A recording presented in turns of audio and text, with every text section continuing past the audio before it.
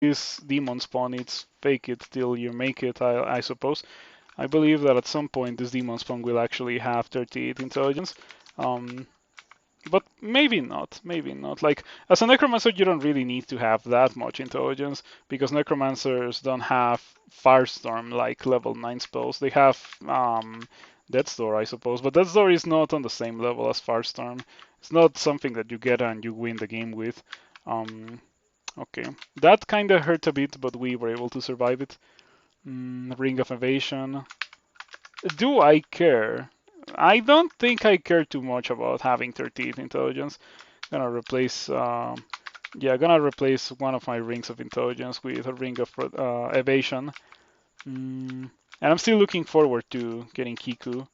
Um, I seem to recall that in one of my previous runs where I also wanted to go Kiku, I didn't get Kiku. Um, this is becoming a rather obnoxious trend of me wanting Kiku and me not getting Kiku. Ooh, oh, Erika, but I would rather not mess with her. I feel like she might be a bit too strong for me to deal with. What is this? Ring of Wizardry. We can leave that on the floor. Um, wow, that sucks. Um, I am not gonna go down those stairs because I got marked.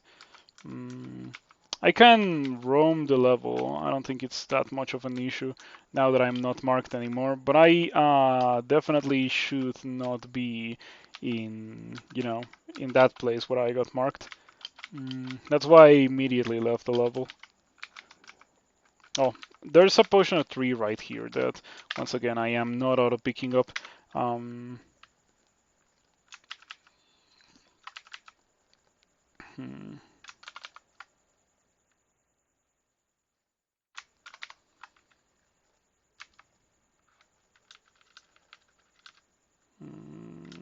I guess I haven't found potion of mutation.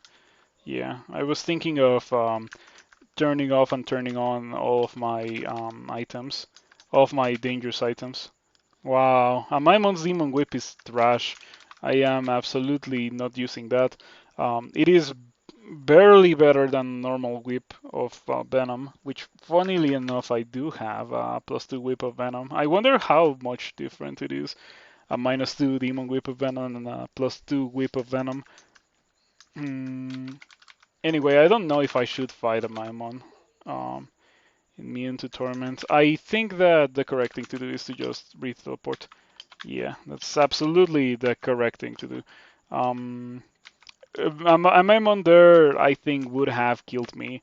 I have rather low amounts of HP, rather low amounts of level. So yeah, it is a fight that I am better off postponing as much as I can. Not like these gnolls. Yeah, these gnolls I can kill. Um, Erika, yeah, I better not fight Erika. Same goes for Erika, as I said, for Amaemon. I should maybe just skip this level. Oof, that's rough. Yeah, I don't want to do that. Oh, finally, Kiku. Okay, there was a signal. The troll wanted me to not skip this level so I could get the Kiku altar. Um,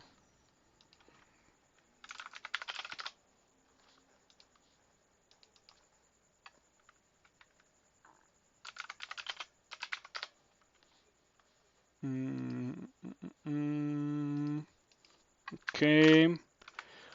Alrighty, we are going to maybe re-teleport. We could also use a scroll of poison to mitigate a lot of the threat that Erika poses. I feel like that would add a lot of damage, but I would also be at a serious risk of getting pushed into the poison myself, since I don't have poison resistance nor any source of it. That may not be the best decision. I also have immolation. Um, Maybe root simulation. It's not such a terrible option. It might be a bit of a rough fight. I would prefer to have, much more HP, but unfortunately, it's not really a possibility. I'm gonna try to retreat just a little bit. Roots. Erika goes invisible. I use immolation. Uh-huh. I am going to use Wand of Roots again. I'm gonna target it here because I don't know if Erika is still there. I'm gonna target this as if Erika was still there. She's next to me. That's rough. I used one of the roots twice, and Erika is next to me.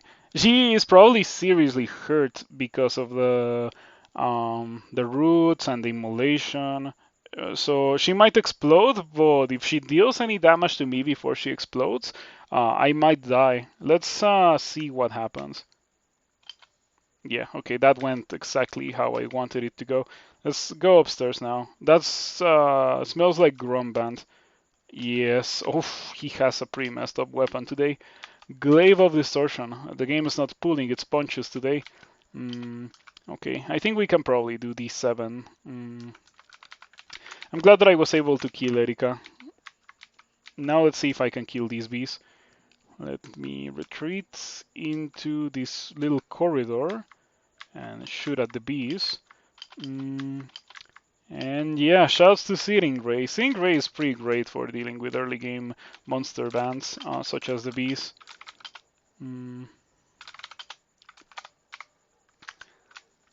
So far, I would say that this has been a pretty good character. You feel even more energized by your suffering. I don't think I've had a single instance of the powered by pain triggering. And it probably is not a terrible thing, that, because it means that I just haven't had a single instance of taking a lot of damage, which is usually considered to be a good thing. Yeah, the more the game progresses, the more impactful that's gonna be. But for now, it's like not getting anything. Ooh, that could be rough. Jeez, it has electrocution too. I have a ring of fire resistance. I guess I'm gonna put that on instead of the ring of evasion. You have fireball, right? Oh, you don't have fireball. Yeah, I'm playing Kiku because I haven't played Kiku with the rework, and I feel like Kiku is just better. This version buffed a lot of the things that I didn't like before, like dexterity builds. Yeah, dexterity builds were in such a rough spot before this version, but fortunately now they are pretty good. I would say that they are even better than strength builds now, and that comes alongside all of the things that are usually associated with dexterity, such as evasion and stealth and stabbing. Oh, I didn't get banished. That's nice. Let's see if I can afford to not die here. Or let's see if I can manage to not die. I mean, screw of poison. It's alright. Tempted to read blinking to the edge of the screen and then walk down one. Like blink here and then walk down. Ooh, there's no way for me to walk down. That was unexpected. I can use a potion of 3 here, and I'm pretty sure Grom dies before that's an issue for me. And I can also bamp the wolves to, prevent myself from dying. Curing to get rid of the poison. Bamp the wolves. Null. The null is not gonna step on the clouds. I kind of want to get rid of Grom. Oh, Grom is... yeah, don't banish me. If I get banished here, I would be sad. Especially because I think Grom is just like as good as death now. Yeah, it's only a matter of time until Grom dies with that extreme poison. Yeah, they finally added Gron into the game. Ouch. Yeah, that's so rough. I don't want to get banished by Grom.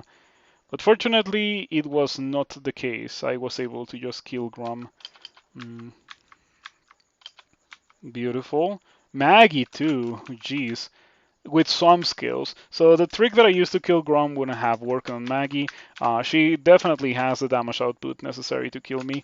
I needed that, and I am very glad that I got exactly what I needed.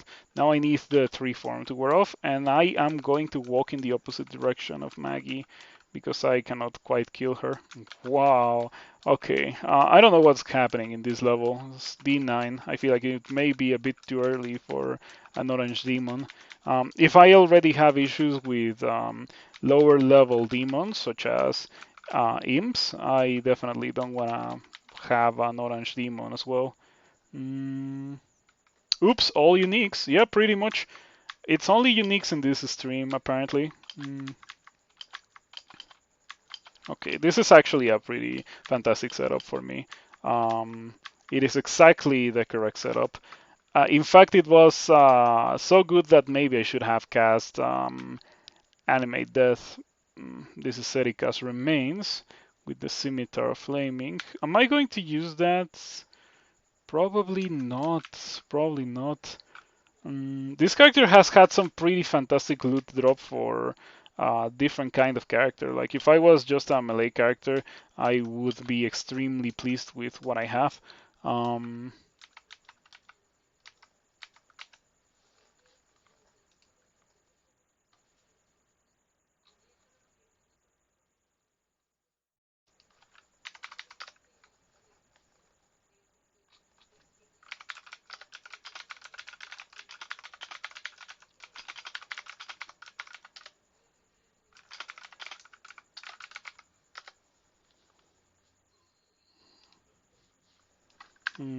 okay.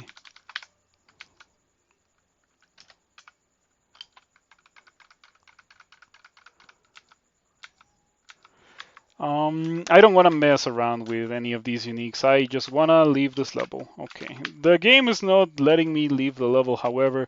I probably can go ahead and just kill Grinder now, which I also had earlier, and which I also ran away from. Um, I have a net for this two-headed ogre. It might work. I'm gonna use a net against the two-headed ogre. I do get the netting. Searing Ray, please, please. Oh, come on. Yeah, okay. You focus on the pain, you feel your power returning. So I got back all of my mana because this guy hit me for half my HP in one attack. Um, yeah, it was a rather calculated risk. I consider it to be rather underwhelming that it took me so many Searing Ray casts to kill the guy. Mm. Okay, yeah, I don't think I'm killing that vampire. I think that vampire is just a bit too strong. Not to mention that it is also healing. Uh, Also, it is a bit higher on the power scale than the undeads that I was able to kill earlier. So I don't know if I should try to fight it or if I should just read teleport. Regardless, it's probably a bit too late for me to survive without using blinking, which kinda sucks. Or haste. I guess I could use haste. Yeah, we can use haste. Run away from this guy. Unless I get confused, then we're fine. The life of a necromancer is rather painful, I have to say, because you don't have a way to kill some things. Um, I got Searing Ray as a backup spell, and I still don't have a good way to kill some things. It is kind of rough sometimes. Oh, a Maimon. Okay. When it comes to a Maimon, I might be able to kill with only a Maimon being part of a fight. I'm getting Giga poisoned. Curing. Alright. I feel like I could maybe win, actually. Mildly wounded. I would need to use a potion of 3, which is not that expensive, actually. Okay. Vamp draining a Maimon. I am probably just better off casting Searing Ray, because that also hurts the Orange Demon. Maggie. That's pretty rough. Now we're fighting Maggie. We're fighting the Orange Demon at the same time. Maggie has swamp skills. And I don't have fire resistance or evasion because I'm a 3. I have resistance. I am going to use that. Yeah, I unfortunately need to use a potion of resistance here. This would be a good time for Powered by Pain to give me a full mana restore. And it doesn't really give me a full mana restore, but I did get some mana back. Thanks to Powered by Pain. That is quite convenient. Allows me to continue Vamp draining. Maggie is about to drop dead. And now we only have to deal with the Orange Demon, which might be the most formidable of our foes here. The one that has already survived the most, it seems. There we go. We kill all of them, and we get to 12 fighting. But I still am not completely sure that I would be able to kill Grinder, because Grinder can still paralyze you. But can Grinder kill me with close to 100 HP? Because I'm getting pretty close to 100 HP now with my 12 fighting. I would say that probably not. Um, what do we train for now? Maybe I could consider getting a bit of a weapon skill. Am I going to use this Great Mace? No, I'm not gonna use this Great Mace. I think I have like an Evening Star or something interesting in a shop, but I don't know. I could also train Shield since I have that incredible Tower Shield already, and a couple of Kite Shields on the floor. I'm gonna get Agony. Yeah, I'm gonna get Agony, and then I'll think about what I'll do. We shall see from there. I've already gotten so many good things with this character. Um, but unfortunately none of them are like the thing for my character to use. Like it's nothing that is both powerful enough and like convenient to my playstyle. Like nothing like that I have received. Mm, mm, mm, okay. Oh, lots of dudes. I think I'm fine. Yeah, I think I can just probably kill these guys with Seeing Ray. There we go. Two-head ogre. I wish I had curare or any throwables, for that matter. I have nothing to throw, not even a measly net, so we cannot really fight the two-head ogre.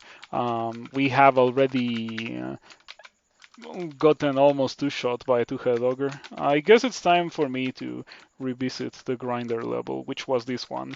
I have not fully explored it, and this level did have two shops, so maybe it has three.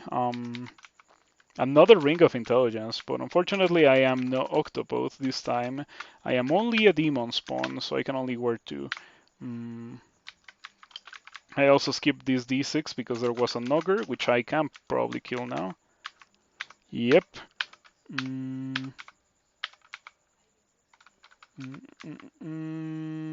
Two-head Ogre might be a bit too much for me. I wonder what that was. Was it like, probably like an Orc Warrior or something? And probably I already killed it. Anyway, I really shouldn't fight that. Really, really shouldn't fight it. Okay, time to skip the level into the vampire, which I also have issues with. But this time I'm gonna use once against it. Once one the roots. Searing Ray, Searing Ray, Searing Ray. One the roots again because it's next to me. Walk away, Searing Ray. Searing Ray, Searing Ray, Searing Ray. It's still next to me. Vampires are so difficult to kill early on. I kinda despise how difficult they are to kill. Potion of Might, maybe? And swing at it with the whip? Because like I'm not swinging with the Great Mace. I feel like if I attack it with the Great Mace even once, I'm gonna lose like half of my HP.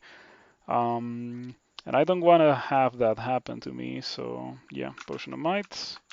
Switch to the whip.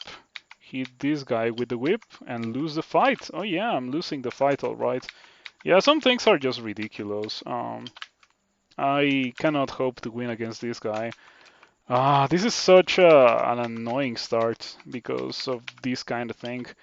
And like, while I do appreciate the changes because they make the first couple of levels much more palatable, they still like. I consider this to be a serious issue with the start. Like, why would you want to start something like this where there's so many monsters that are so annoying so early into the game where like you don't really have a lot of counterplay for those things. I've tried using consumables and it doesn't really work.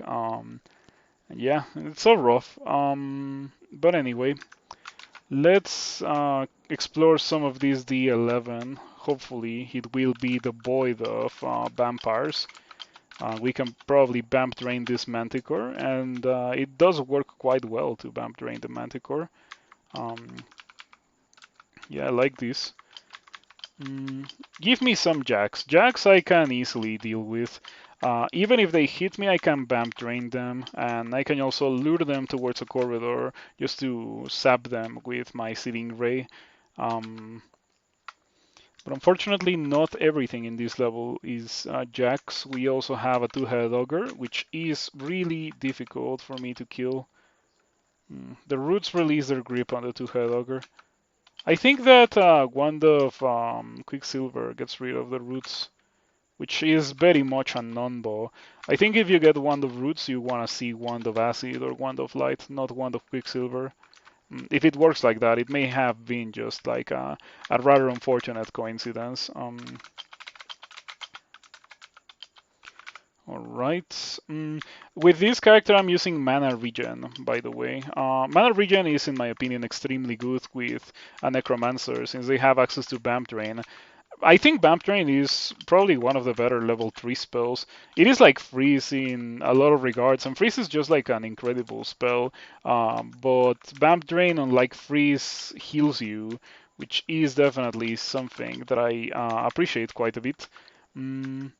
I have not really taken advantage of Kiku a lot with this character, but that will be a thing that, like, the more the game progresses, the more advantage I will be able to take from Kiku. Like the more value I will get from being a Kiku worshipper. Like when I actually start, getting derived undeath, or just like undeath minions and stuff. That's when I am going to start doing Kiku worshipper things. Filling the screen with undeath, because it is something that you can indeed do. You can fill the screen with undeath, but not yet. Not yet. Like, I guess I could cast some more animate death. Unfortunately, it gets in the way of my casting of Searing Ray. Part of the reason why I don't like ally playstyles that much is because they often get in the way of your casting of conjurations. That wizard is extremely spooky and scary. We don't want to have anything to do with this wizard, never.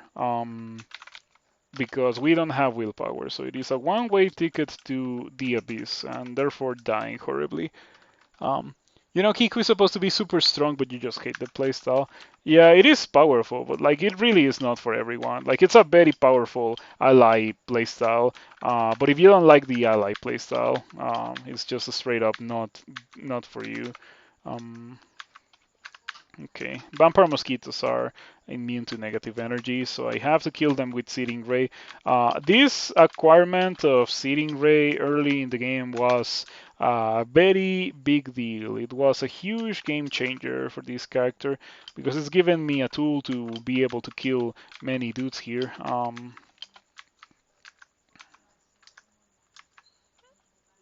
Sweet.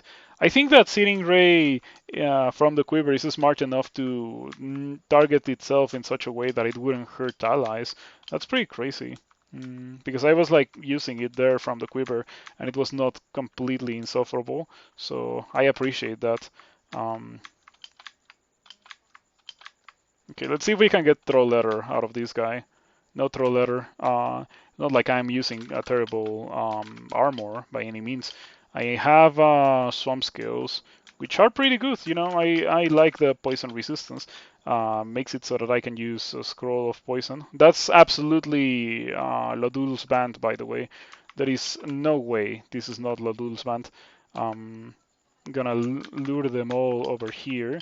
Oh, the vampire. Oh, the vampire sucks. Um, Oh, the pain of the vampire. Like, I feel like if I stay here, I straight up die. So I'm gonna have to use a blinking. The vampire is not letting me fight. I could run to the hatch. Yeah, I can run to the hatch. These guys would probably reach me. Just get attacks of opportunity on me and kill me. I don't have invisibility. I have haste. Um, hmm. What is more valuable, haste or teleport? Well, the answer is very easy. Haste is way more valuable.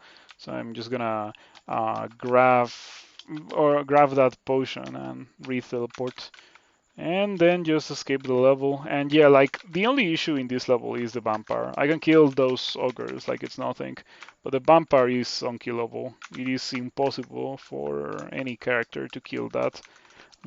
It is so tanky and it heals itself. Um, yeah, pretty rough. Pretty rough indeed. Mm, if only I had this spell on death. With the spell on death, things would be different. But as you can see, it is not here. I have some interesting spells, such as Agony, which I should learn. Um, and I also have Anguish, I suppose, but yeah, not the spell on death. Sublimation of Blood is kinda interesting too, but I am going to abstain from using it with this character. Yeah, it was pretty good with the Ogre that I played the other day that used Sublimation of Blood quite extensively. But an Ogre and a Demon Spawn have two very different HP pools after all. I think we have already exhausted almost all of the experience that I can really get access to in the early dungeon. I would like to be able to kill Lodul's band, but the vampire is like just ruining this whole thing.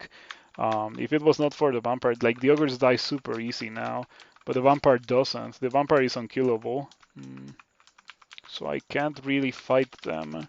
Um, I also have not seen Lodul, but like there were so many ogres, and yeah, there it is. In order for me to be able to deal with Lodul, I need to first make sure that I don't get two shot by the lightning. In order to do that, I can use a Scroll of Fogu, which is probably the best thing to do.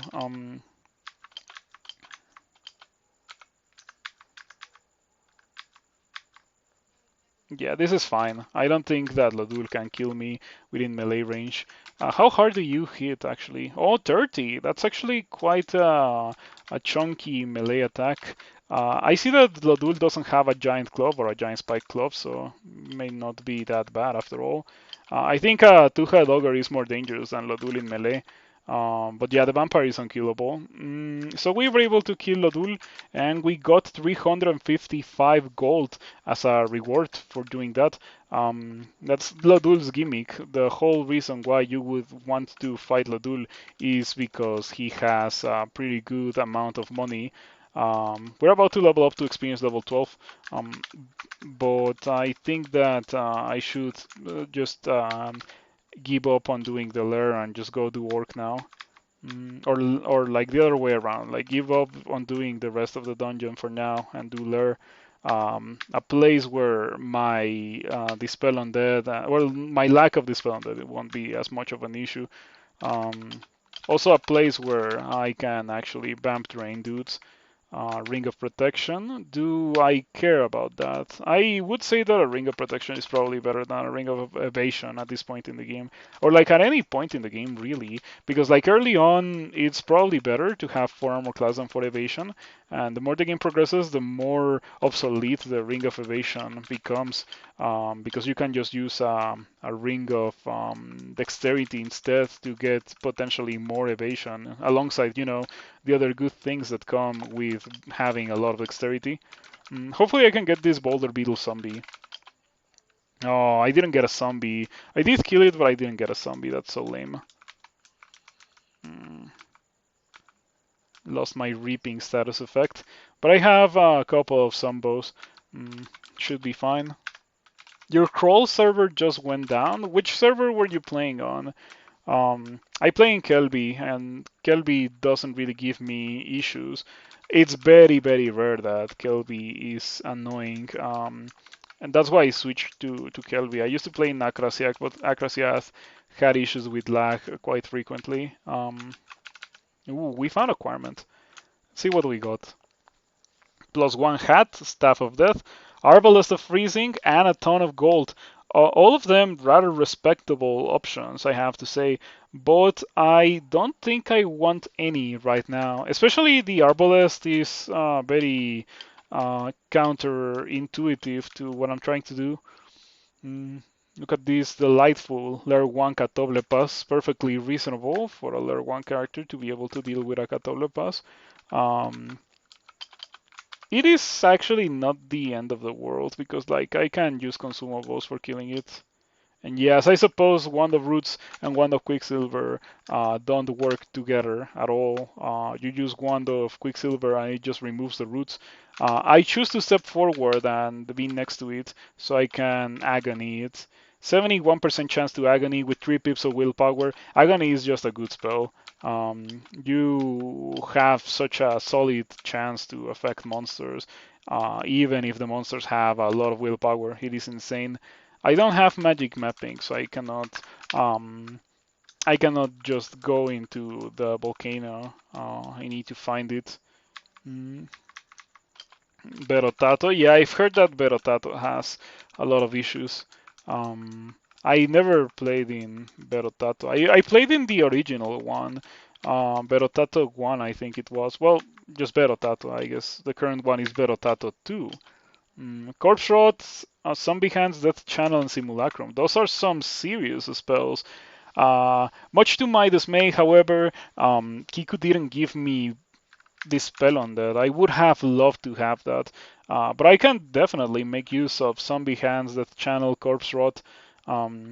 I think those are those are some pretty solid spells. I mean, so I'm gonna learn Death Channel, gonna learn Zombie Hands, and I'm almost guaranteed to use Zombie Hands, and I am guaranteed to use Death Channel. I'm gonna use that for sure. Mm, Death Channel plus Animate Death ends in a screen full of zombies very, very quickly. Mm. You ping the Berotato admin since you know him. All right. Yeah, thank you for that. I also appreciate it, despite the fact that I do not play in that server. Um, mm, I think we go in. I have fire resistance at least. Let me put it on. It is funny sometimes, like you go into these places with fire resistance, and then what you encounter just ends up being I don't know, gargoyles or like stuff like that. Like for example, this one has wizards. So yeah, I guess it does have a teeny tiny component of fire resistance, but I don't have willpower, and I'm not gonna risk a trip to the abyss. So I'm just gonna bail from that. Um, yeah, unfortunately, no willpower means not doing that specific volcano. Not with only experience level 12. I have 36 willpower. Not nearly enough to resist the banishment. Um, Wizard.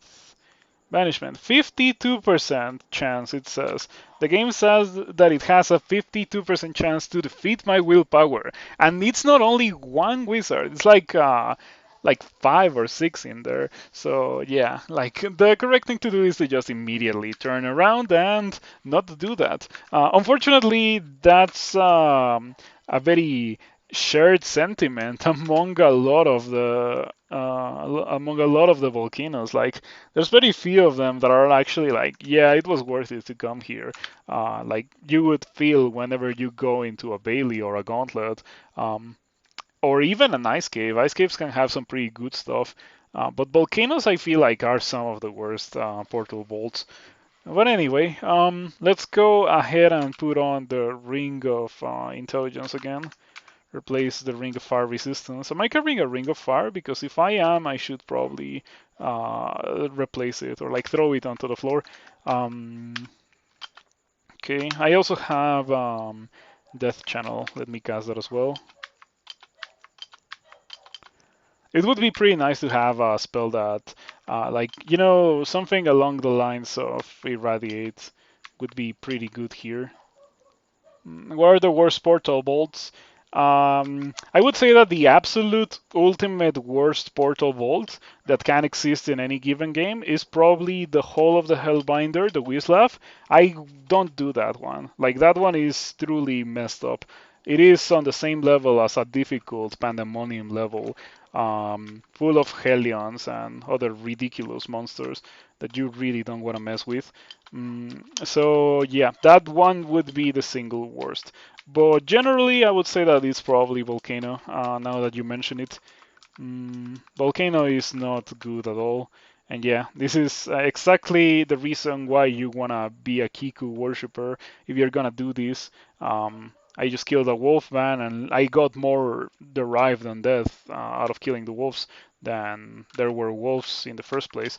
Of course, the death channel dudes are temporary, but the anime death dudes are not. Desolation.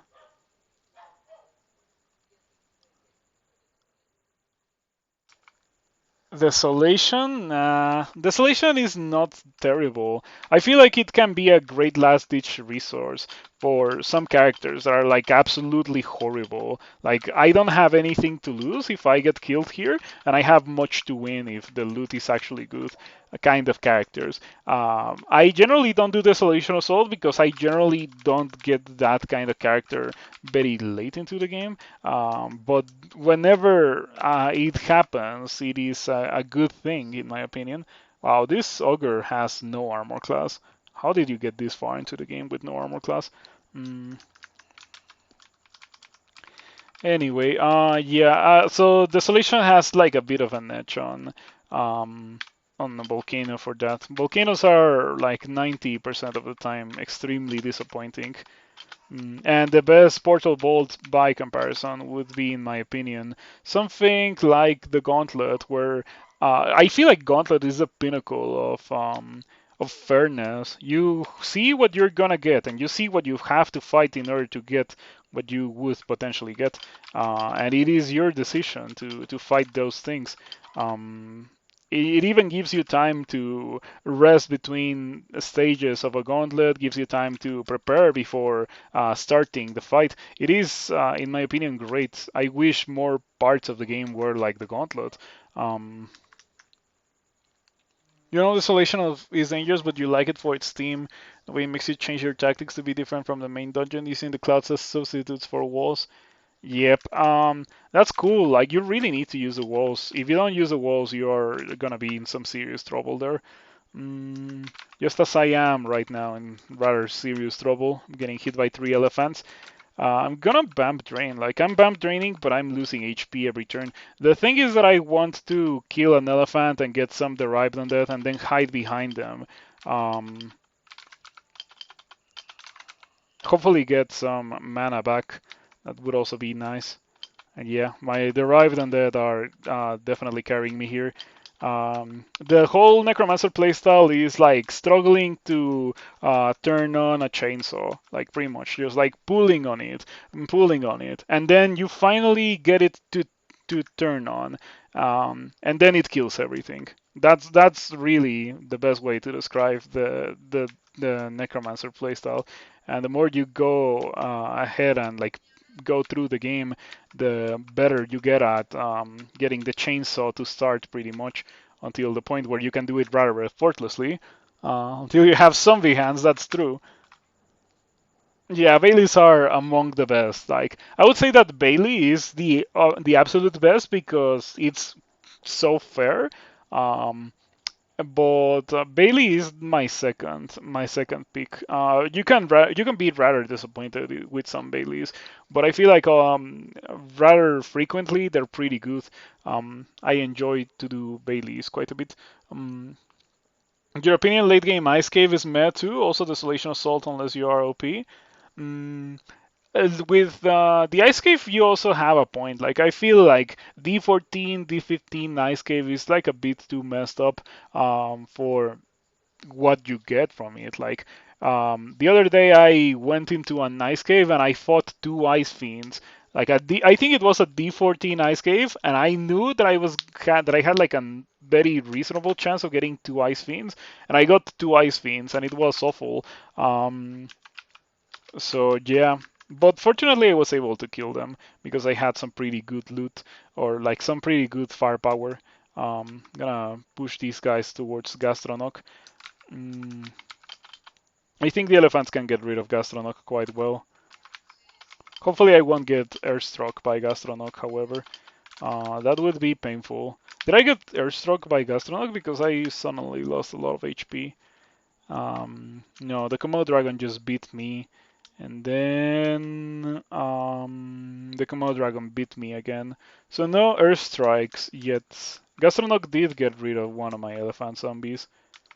I'm mighty. Maybe, considering how I am mighty, maybe I should switch to the whip. Ouch. Yeah, that's not what I wanted to see. But I guess it is kind of my fault as well, because I chose to fight this guy. First attempt at casting Zombie Hands was a miscast.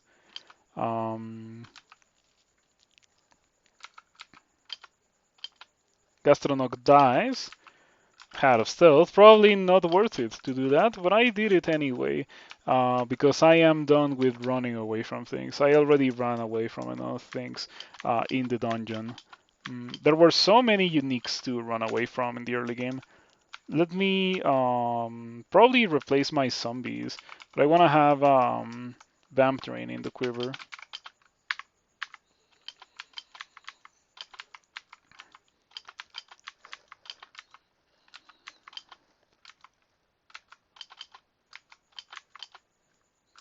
There we go. Got a lot of undeath. So Death Channel is oddly similar to Necrotize, in the sense that the dudes don't really last for that long, and by extension, they're not gonna be like that useful for multiple fights. Um,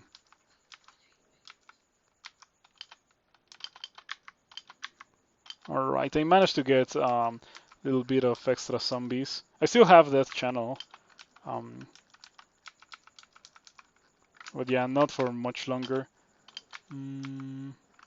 That went well. What's my spell power on these things? 39% on Death Channel, 78% on Anime Death. Not bad. With most of the escapes, you can go halfway and still get some loot. Yeah, I appreciate that. How like you can go in and do a little bit and not have to leave with absolute nothing. But I feel like I always get beaten by my greed and just like go all the way through. And sometimes I die as a direct result of doing that. So yeah, can definitely serve as a double-edged sword to be able to get a couple of items there without having to complete the whole thing. Did Necrotize replace Pain? Yes, it did.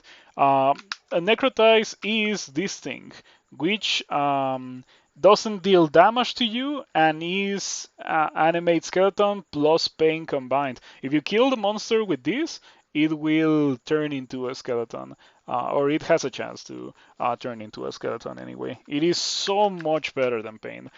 Pain was probably one of the worst starter spells in the entirety of the game, since it just straight up, dealt damage to you. Some species were absolute garbage at using Pain, or rather, Pain was absolute garbage for some species, namely species that were not on the robust side of things.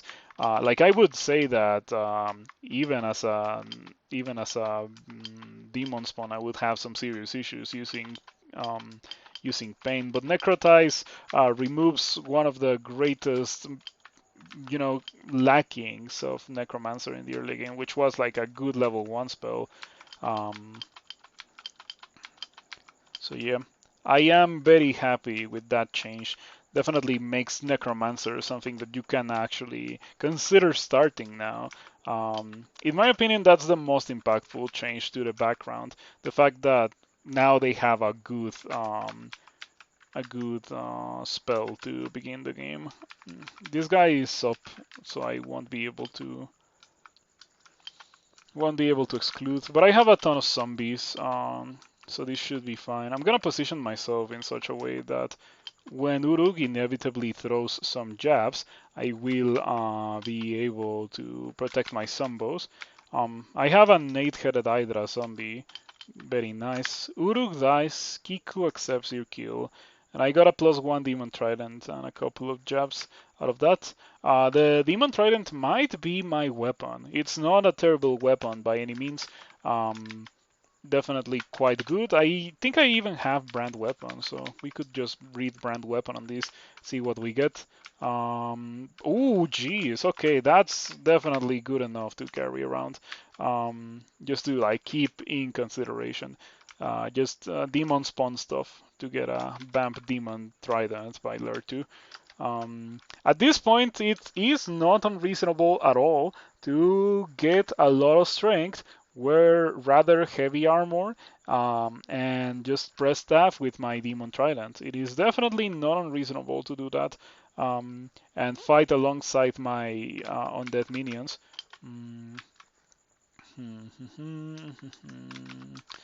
I might need Brilliance for this. It's a lot of dudes coming my way. Gonna drink Brilliance. Gonna play it safe. Oh, I'm petrifying? Seriously? What's the chance? 39%. You know what? Fair enough. It was 39%. But it is still rather painful to be petrifying. Especially when I still don't have any dudes to support me. Okay, there we go. The before and after of getting petrified. I only needed to spark. I only needed the little spark to, turn on the fire. And I like that about the current state of Necromancer, and specifically Kiku Necromancer, where like you need to kill one or two monsters and then you get the ball going, and then this is the end result. It's not that difficult, but it is somewhat painful to get to. I have to say that. Okay, goodbye, Nergal. I've noticed that I have spell power. Oh, it's because I have brilliance. Yeah, I was thinking about why I had extra spell power. It's not something that demon spawn get. By the way, talking about things that demon spawn get, I have powered by pain level 2, stinger level 1, which triggers on um, melee attacks. Yeah, I don't do that. And slimy green skills, which will give me poison resistance, rendering my current swamp skills rather underwhelming.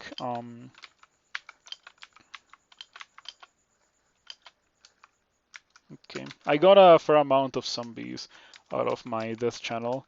It is pretty funny because a sizable amount of the time during during which I was reaping things with Animate Dead, actually, not with Death Channel, I was completely disabled because of the petrification. Funny thing indeed. Hmm. So my very large intelligence actually allows me to cast zombie hands quite well. Now that I have zombie hands, like I have a combination of pretty good things. Zombie hands, death channel, animate death.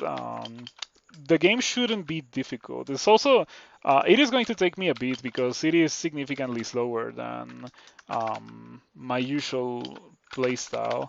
Just relying on allies to kill things and shooting zombie hands through them to help them kill things better. Um, but yeah, it certainly works. I see a lot of zombies, a book, jeweled scale mail, couple of staffs, a couple of staves.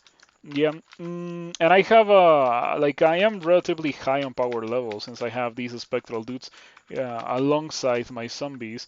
I am thinking of maybe opening this and throwing all of my undead into the grinder, but this guy is pretty tanky, unfortunately. I think I cannot do that. Like in order for me to kill all these ghost bolts, I need yeah, definitely. Like this one is very difficult to kill and also deals a lot of damage. It has a stone arrow.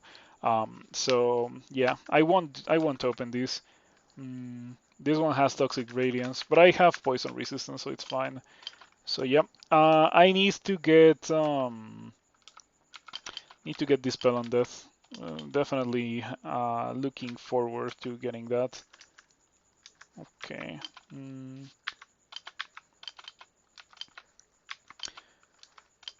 Yeah, I feel like whenever I am about to get petrified, and I have zombies, the correct thing to do is to just cast Death Channel, and it is almost always gonna work itself out.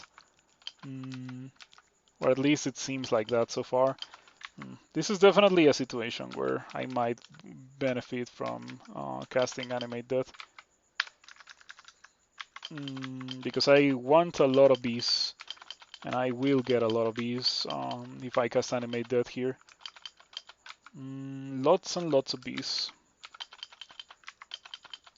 So yeah, in case you're not in my Discord, next week, next Friday, I will have a big stream, long stream for my birthday. And I plan on starting with karaoke, because why not? Just to cross that off the list. And I think I will do like 2 karaoke streams just to like compensate for the fact that it took me so long to finally get it done. One rather improvised one in my house this next weekend, or like this next Friday, and then a bigger one in a bit, in like a couple of weeks or a month after the inauguration of my friend's business. Oh yeah, I tried to bump drain this hell rat, but it is completely immune to that.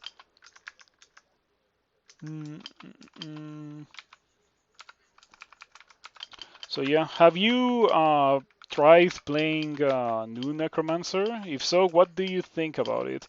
I think it's pretty good. It is certainly good enough for me to want to play it, so I consider that to be extremely nice, considering how I was not a fan of the playstyle before, like at all. Um,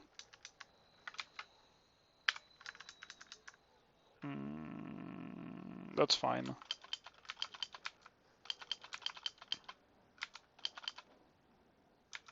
Powered by Pain giving me some mana here would be nice.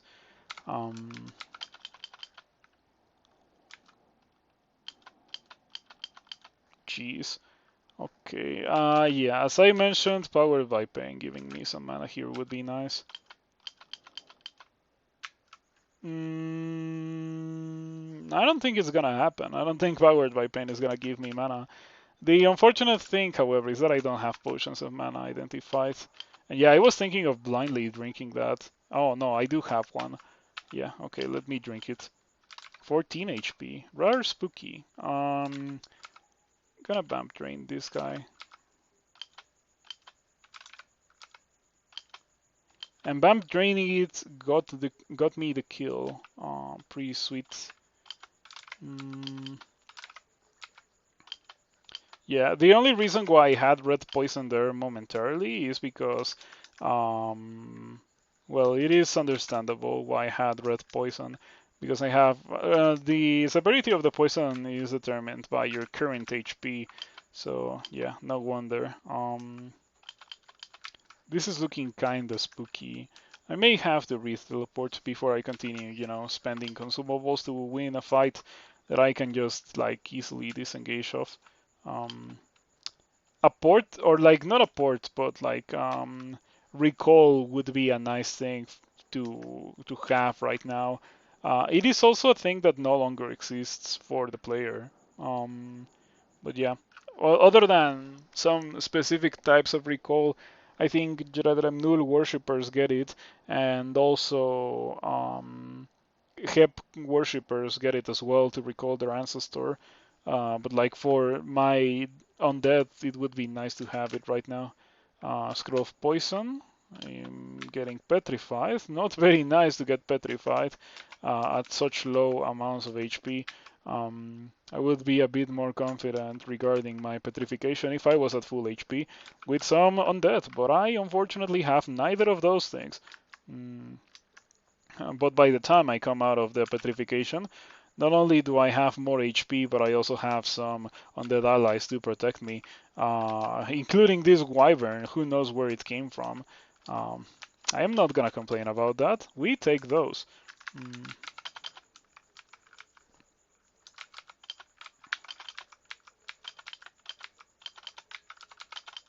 I wonder if I should have zombie hands in the quiver instead of vamp drain.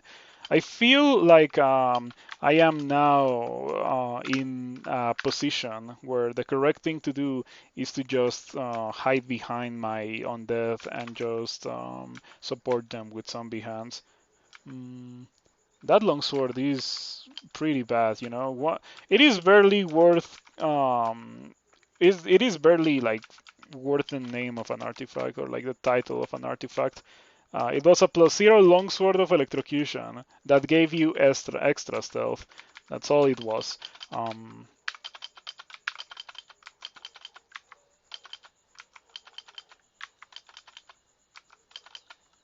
okay, pretty nice. Lots of dudes. Ambrosia and identify, and yeah. Not bad at all. That bolt did get kinda sketchy at some points, but we were able to emerge victorious. Now, I still do not have my skills that give me poison resistance, so I'm gonna keep using my swamp skills. I was thinking of maybe replacing them for steam skills, but it wouldn't really be good right now. Um, okay, hold on, let me cast my things. An important thing about this playstyle is that you really need to think about casting your things before the start of a fight. Like at the very beginning of a level, you cast your things, and then your things kill everything. Delightful.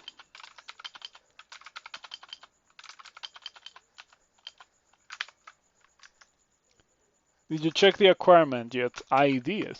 It has not that many good things. Like they are rather underwhelming things. They're not terrible things by any means. Like this would have been good earlier, and with a different character, it doesn't work on a character that relies so heavily on allies.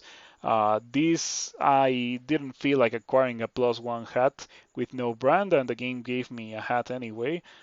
This is pretty good, but I also am not using a staff. Like I have a staff of conjuration, and I was also not using it, so I decided against it. I'm probably gonna get the gold. I'm actually gonna get the gold right now, just so that the scroll of acquirement doesn't take up space in my inventory. Mm, free hat. Yeah, I could get the hat, but we're not playing Team Fortress 2 here. We're playing Crawl, where only the good hats are appreciated. I would like to have the hat of the alchemist now that I mention it. Um, I feel like almost every character wants to have the hat of the alchemist. In fact, I think every character, just like straight up, every character wants to have the hat of the alchemist. Um, there's no character that doesn't want it because it just frees up so many of your inventory slots. Mm, so you can like equip more damage or more um, armor class or whatever you want. It's such a high value item. Mm, they're all good hats. I don't know. A +1 hat is not that good. Better off wearing a +0 helmet. Not bad. Not bad at all. I wonder if I should replace my zombies.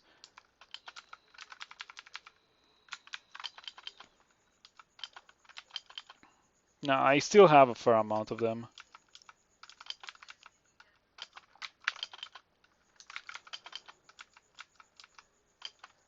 Hey.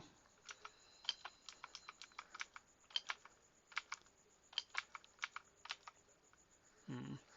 Yeah, it's almost unavoidable for me to get hit by the alarm trap.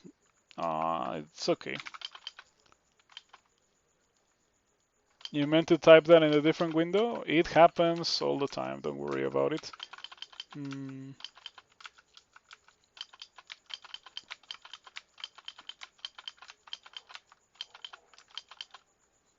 okay, yeah. This is really powerful, but like the playstyle has never really clicked with me. I'm more of an advocate of just like exploding things, as I have often mentioned in this channel. But I can see how this is powerful. Like if you like having allies and just like having things drop dead without you doing anything, Once you get zombie hands, it really gets at that point, or like you really get to that point.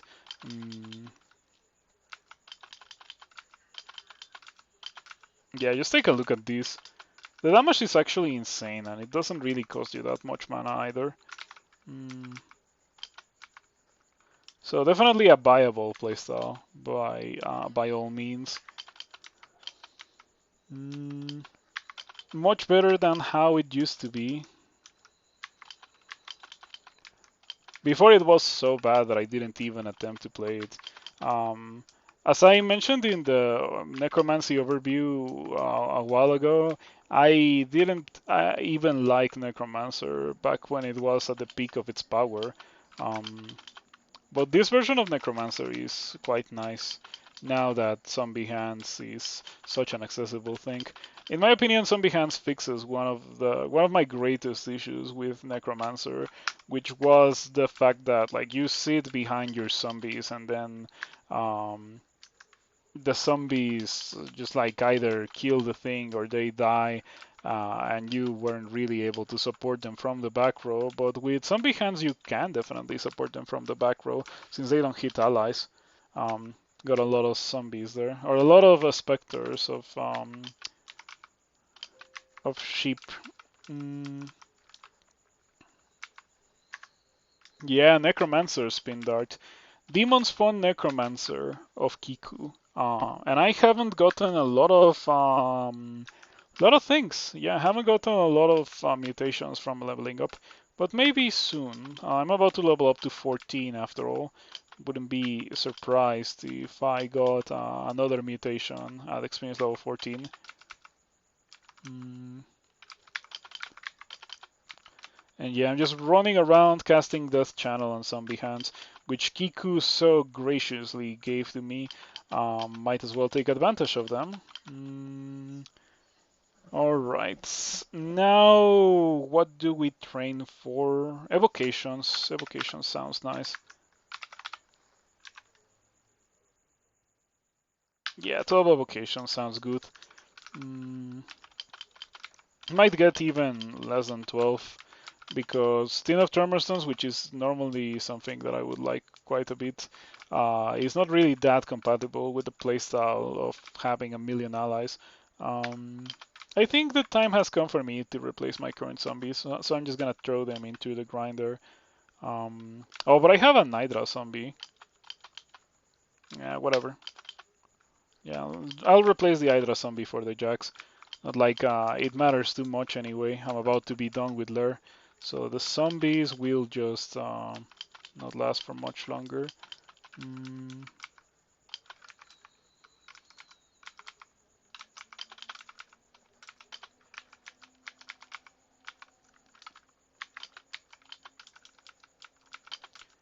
This is nice. I'm glad that I decided to revisit this before the version goes live.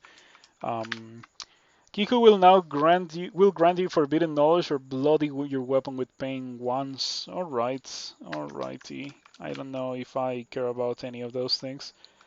I do care about LRD, considering that it is pretty much free. I already have all the skill that I could possibly need to cast it since I trained for zombie hands. I in fact overtrained a bit for the purpose of casting zombie hands, so I can cast LRD and I would be able to cast Iron Shot too with a bit of an investment in conjurations, which combos quite well with zombie hands, so yeah. But as you can see, it's probably not necessary. Like, take a look at what's happening on the screen right now. Having so many allies is so insane. Allies are pretty strong in this game. Or rather, I guess they're pretty strong now because previous iterations of Animate Death didn't really work like this. Having access to a full like a band of allies for the rest of the level is pretty nice. I do keep in mind that by SOT I better find another way to, kill things because the playstyle requires you to apply 2 buffs on you, and SOT is the land of the Quicksilver where you're not really gonna be able to retain a lot of buffs. So yeah, oh, I probably should position myself in such a way that when I inevitably get surrounded, it's not so devastating. But unfortunately, I was unable to do so in time. I would have been better off just like more surrounded by zombies. This might be sketchy. We shall see how it goes. I have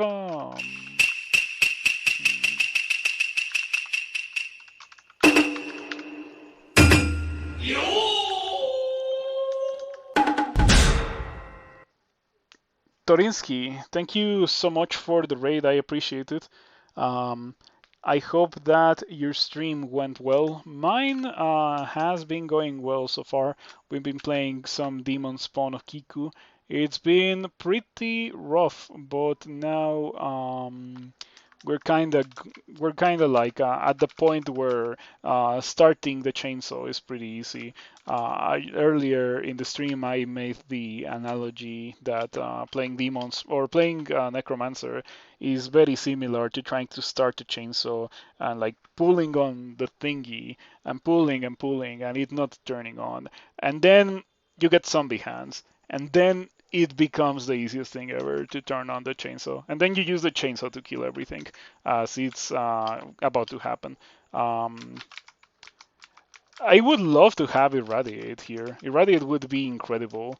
For the purpose of killing these black mambas, it would definitely speed up the process of me killing things even more.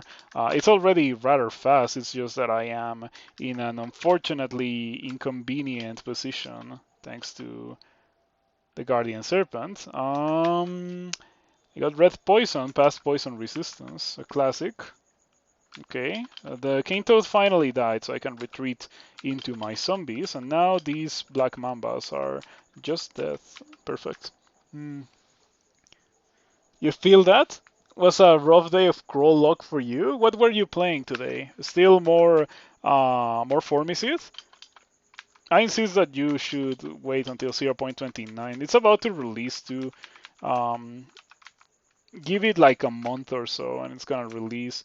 And then like it's such a drastic change. Some things are like in a great spot in 0.29, other things not so much, but there's definitely a lot of builds that I didn't really play before 0.29 that I think are pretty like good now and pretty enjoyable.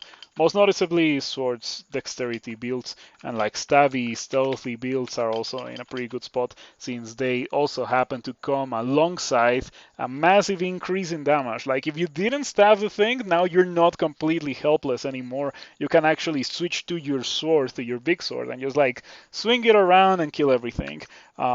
Which is not really a thing that dexterity builds used to do before, since they were dexterity builds and swords scale with strength. Um, More Formicid. You're a glutton for punishment. Oh, okay. You're still sticking to playing all species in order. I think that version didn't have the nerf where digging through rock drains you, or does it? I don't remember if that was late 0.28 or early 0.29.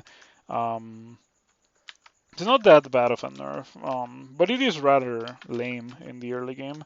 It does? Oh, well, it is still a rather strong species. I like Formicid quite a bit.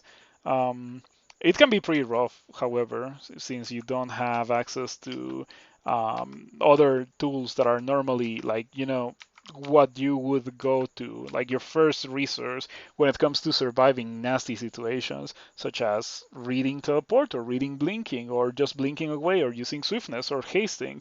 So it requires a lot of like focus and like it punishes your mistakes rather harshly. It also requires you to be able to see ahead of time because like you can shaft yourself, but it's not an instant thing. So you need to be able to survive that you need to be sure that you're gonna be able to survive for a couple of turns while you shaft yourself. So yeah. In your final run, you were banished, and between digging and drawing power from Ru, you got down to 30 max HP. Jeez, that's a lot of drain. How much max HP did you have?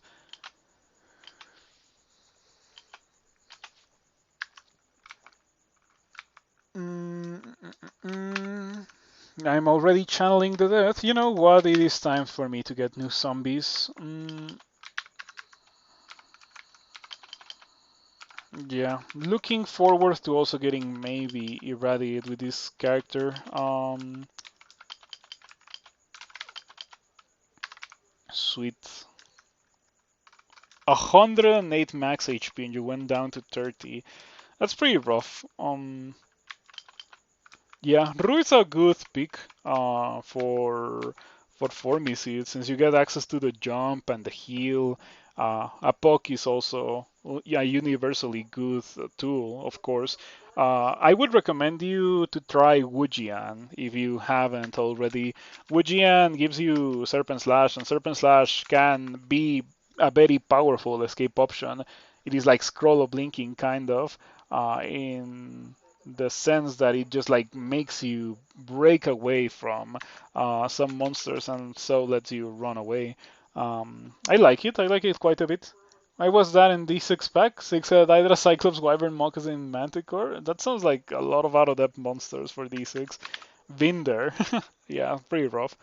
Mm, we are going to go do the rest of the dungeon. There was like yeah, dungeon was pain and misery, but now I'm back to take revenge on these guys, including this vampire that made me use a scroll blinking earlier. Yeah, now I can enact my furious revenge on this guy. I didn't die from that? Okay. Hey, alright. Oh wow, okay. This guy, like, see, this guy is just like on another level. This vampire is just insane. It is still alive after I did all of that to it. And not only that, but it managed to confuse me. It's getting a lot of attacks of opportunity in me. It's not getting. Oh, it actually got affected by it. Oh, maybe not. Does it have haste? I don't know what's going on. Why is this guy like abstaining? Like why is this guy not dying? Wow, okay, I give up. This vampire is still a bit too much. I was sure that I was gonna be able to kill it with zombie hands, but it is just too much for me. Let's see other things. Oh, I didn't finish exploring D9. It probably has like um, two-headed ogre, I think. Yeah, two-headed ogre. Okay, we can kill that now. I hope that I get stone arrow. Stone arrow would be a pretty nice thing to have for when I don't want to use zombies. Anyway, we're going down to D12. That D11 has a wizard, and I don't want to go to the abyss. Not right now, so I'm gonna just like stay away from that guy. Mm, okay. There's a Cyclops here. Yeah, I knew because there was a rock flying from out of the screen. Shadow Step Formices? Did Menos too, yeah. You were having fun by the end trying to stay off death with draw out power. Probably the worst D6 you have experienced yourself. Yeah, like Wujian is fantastic. I think Wujian is just like great. Um, very powerful goth with a lot of offense and defense. Recently, I've been playing a reasonable amount of Wujian because I've been playing swords dexterity characters, and specifically Kobold of Wujian is really good in my opinion. Once you get past the early game, of course, since you have a rather low amount of HP, being that you are a Kobold, like once you get past that, um, it becomes quite enjoyable. You have just enough HP to either kill things or run away from things. Um,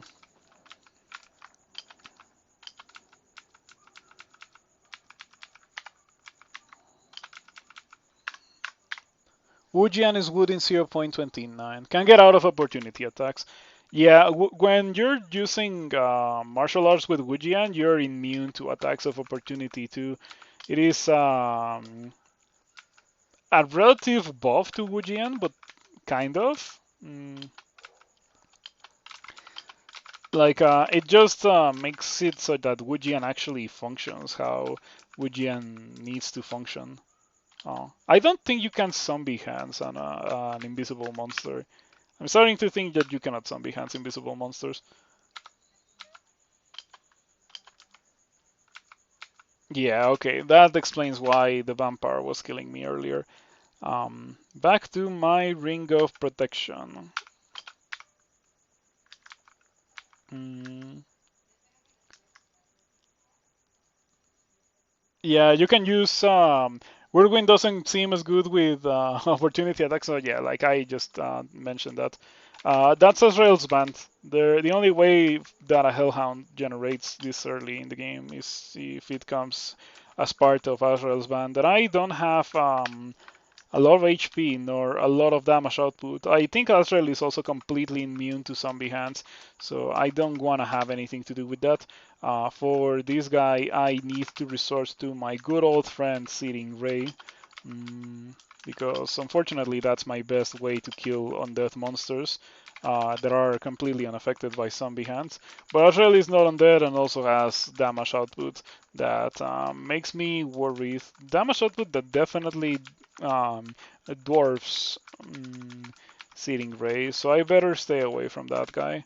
I already know where Orc is, so I'm just gonna go there and I'm gonna skip the rest of this level. I don't want to have anything to do with Azrael yet. Maybe later, when I actually have a way to kill Azrael, but not right now.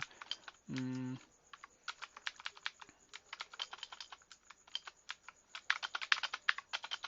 keep forgetting to use um, my Necromancy death channel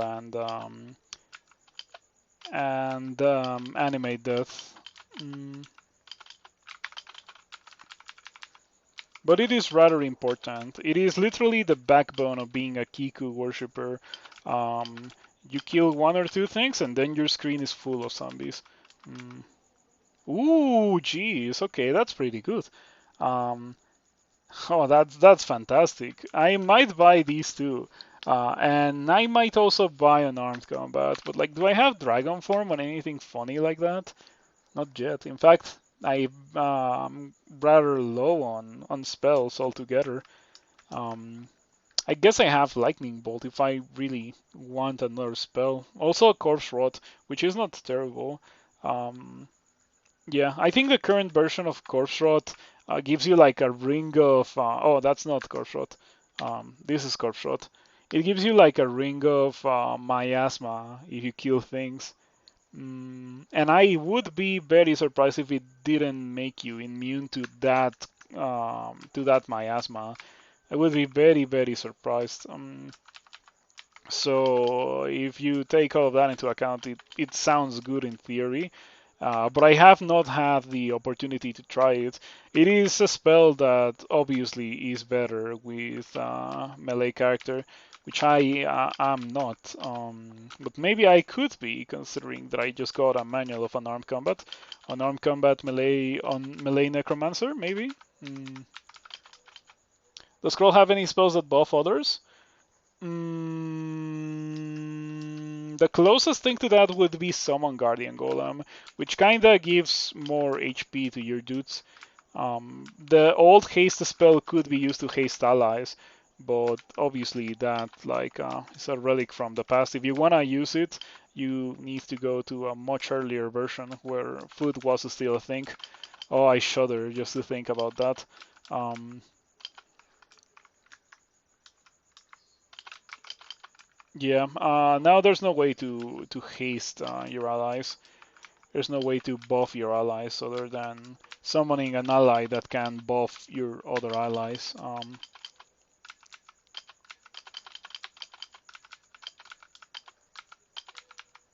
Zombie Hands truly is wonderful for what I'm doing. This would be significantly more painful without Zombie Hands. Um,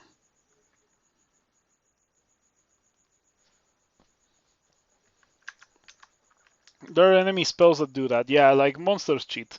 That's a staple of Crawl. Monsters will cheat and will do things that you don't have access to because they were either things that players used to have access to and were proven to be too broken in the hands of the players, or just things that wouldn't work as player spells. Um,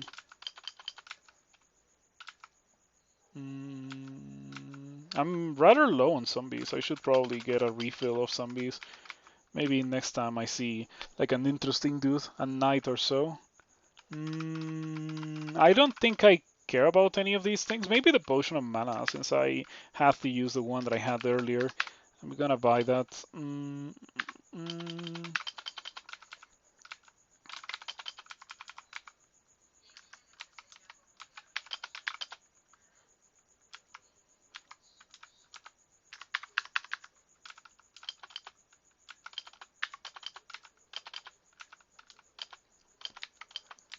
Those are some rather low-level zombies. Orc zombies and orc warrior zombies don't do that well. I need some knights. Those are the good stuff.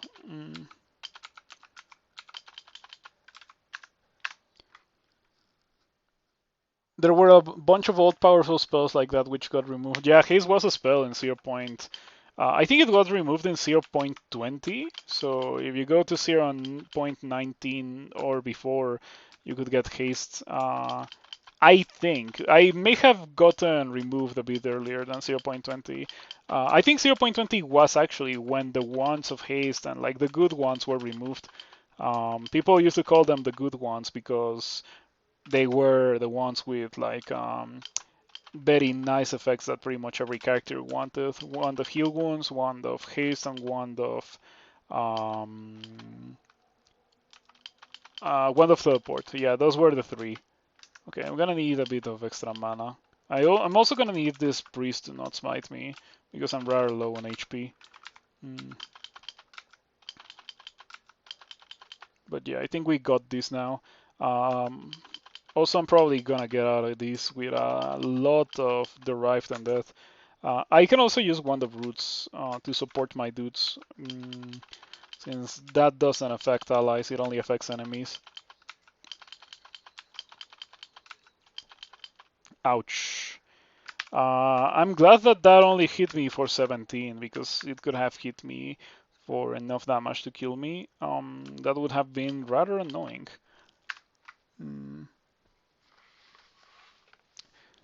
Yeah, Control Blink was like blinking in Rift Wizard.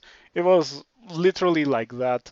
You know how I blink around like crazy in Rift Wizard? You could do the same in Crawl, with Sublimation of Blood and things like that.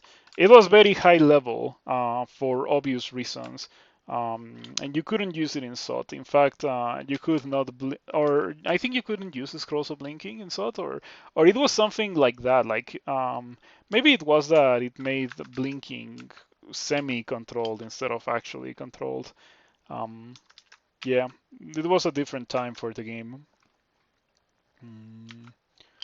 The before times. Rest in peace, Crusaders cults. Crusaders were pretty strong. Crusader was a background very early into the game's development that had might. Well, no, it didn't have might. It had berserk, it had regen, and it had haste in its starting book. And it had other spells that were trash, but those were the spells that mattered.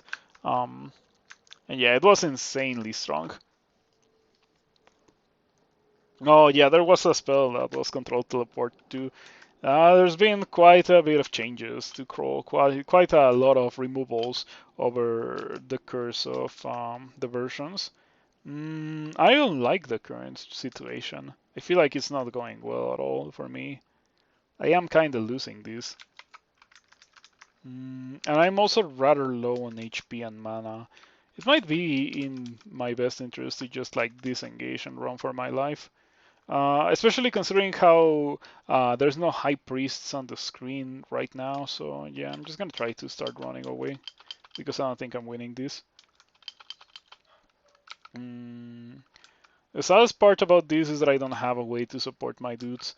I wish I did.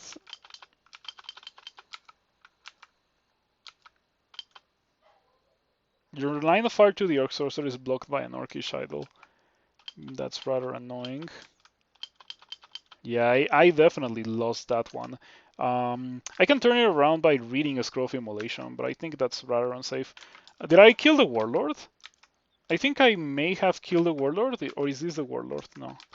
Oh no, there it is, the Warlord. Yeah, okay. I have a low amount of dudes now, so what I'm gonna do is redemolition.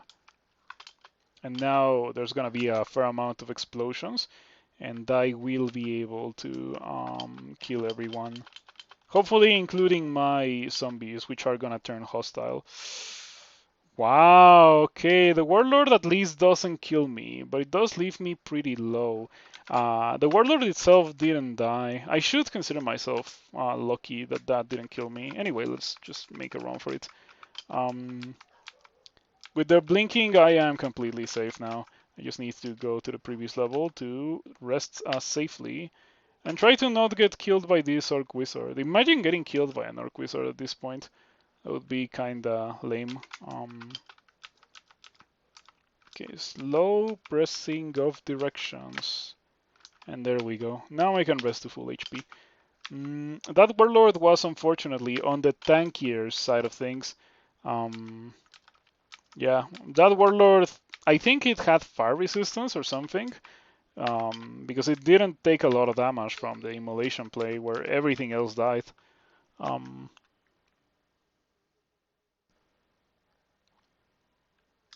you could make a pretty sizable and really broken game out of things that were removed from Crawl. Yeah, literally, forks of Crawl have been made with that premise.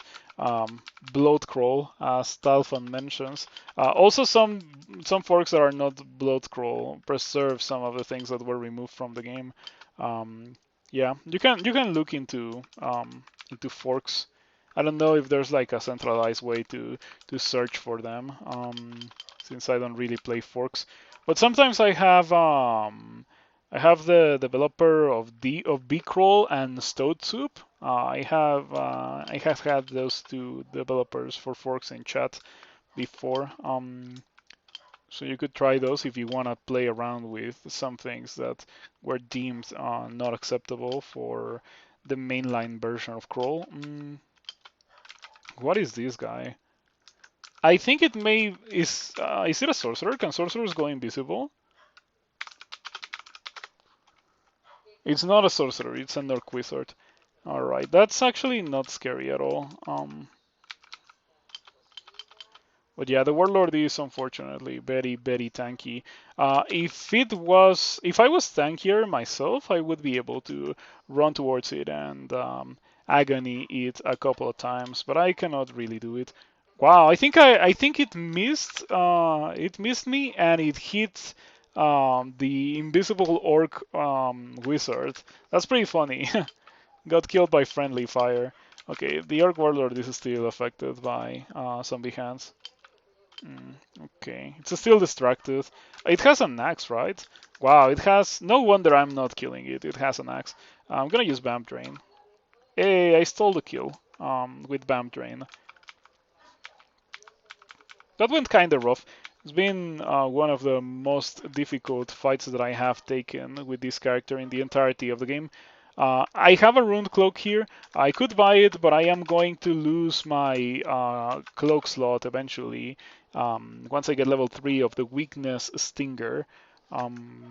Which reminds me that recently, like earlier today, there was a patch implemented so that Ashensari prevents you from getting the final level of ammutation that would result in you having inventory destroyed as a result of like a curse.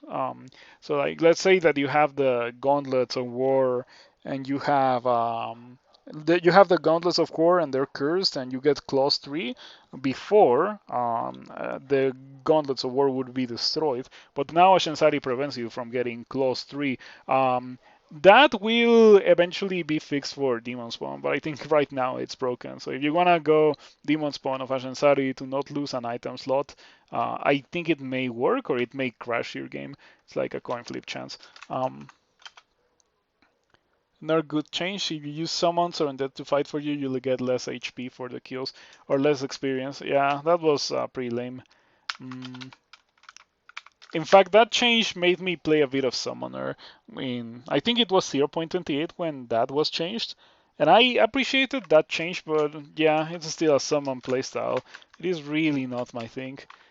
Just as this robe is pretty bad. I'll get the cloak just for a bit. Let's see what we get. +2, not bad at all.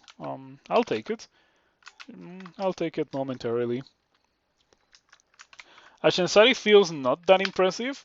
I don't know. I strongly disagree with that. I think Ashensari is very impressive because it will take a mediocre character and make it really, really strong. It pretty much makes it so that every character that you play feels like a Minotaur in levels of just sheer competence and power. You just have to train right, and like no matter what you get, Ashensari will make it good. Ashensari is like turning everything into a null, actually, more than a Minotaur. Except that you actually get to choose what parts of your character become a null and what parts don't become a null. And not to mention the whole, you don't have to worry about training everything at the same time like a null would. Ashensari is way too generically powerful. Ashensari is arguably one of the most consistent gods to win with. Yeah, I also agree with that. Like, not only is it incredibly powerful for purposes of just straight up making your character better, you also are immune to exploration traps, which is massive. Um, you identify the entirety of the items in the game with one pip of piety, which is also massive. You get partial magic mapping. It reveals portals in the level that you enter, so you don't have to use a scroll of magic mapping. It is really, really powerful, I think. Ashensari just gives you a lot of really good stuff, and you would normally make the argument that like it gives you miscellaneous stuff, but like is a bit lacking on the making you kill things better department. But it really is not the case. Ashensari is the best god in the game, bar none at this point. Fortunately, it didn't get nerfed in 0.29, and if it did, it was minor nerfs that don't really make me change my perception of Ashensari. No, if Ashensari was like your favorite build in the old Ashensari days, it's still really, really strong in my opinion. All mistakes were made, but we're fine. Yeah, I can just zombie hands down here and bam drain a bit, and there we go. Just like starting a chainsaw. Free clarity and permanent hero. Clarity is not that impactful. In my opinion, the best thing about clarity is the fact that it gives you the ability to not be berserked. That is something that I can appreciate. Irradiate. I did say that I wanted irradiate, but I just bought a book with Iron Shot. Wow, this has some um, pretty crazy books. Poisonous Vapors too. Yeah, like this would have been such a game changer. Like this shop would have been a massive, massive game changer for my character. Was I to get it earlier. But at least I still got some good stuff out of it. I got Iron Shot and I got Blink as well, which I am going to have to train for. I think at this point I can turn off evocations. I don't really get much use out of my experience evocables because I am a worshipper of Kiku, and yeah, you cannot use Tin of Tremor Stones if you care about your zombies, because they're all gonna go hostile if they get hit by that. So we're gonna get like 6 translocations, so I can blink away, and also I'm gonna get like 12, maybe 13 conjurations later after I get the translocations.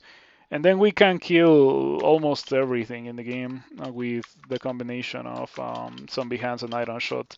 There's very few things that don't die to that. And those things are probably gonna die to zombies. What's my plan for SOT 5? So far it's probably iron shot. Oh, Invisible Erolcha is gonna be rather annoying to deal with. I do have Iron Shot, but the thing about Erolcha is that even though I have 1 people willpower, I think I still get banished. 11%. It's not as bad as I thought it was gonna be. I remember the good old times when Erolcha had Crystal Spear sometimes. Now she has banishment all the time. Did I not get Iron Shot? I don't see Iron Shot here. Yeah, I didn't get Iron Shot, but I have LRD, so I can just use LRD against Erolcha. That gets me the kill. And I got Erolcha the Spectral Ogre. Nice. Oh, I learned something that was not Iron Shot. Okay, let's Amnesia, whatever I learned that was not Iron Shot. I learned Anguish. My bad. Okay, let's get rid of Anguish. It is relatively good with my build, but it is a hex, and I'm just like really sour when it comes to hexes. They're not my thing. I guess it's just a matter of training a bit of extra spellcasting so I can get my Iron Shot then. Yeah, I'm gonna need two more spell slots, so I'm gonna train this to 13. Iron Shot is enough for most of SOT 5 and Acid 1 for the Orbs of Fire. I got Wand of Quicksilver, so no Acid for me.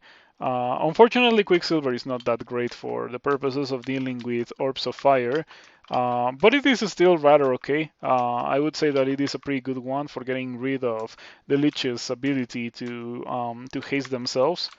Mm, yeah, even though I don't have Iron Shot, I still have LRD, and LRD can definitely get the job done when it comes to dealing with these guys. Mm,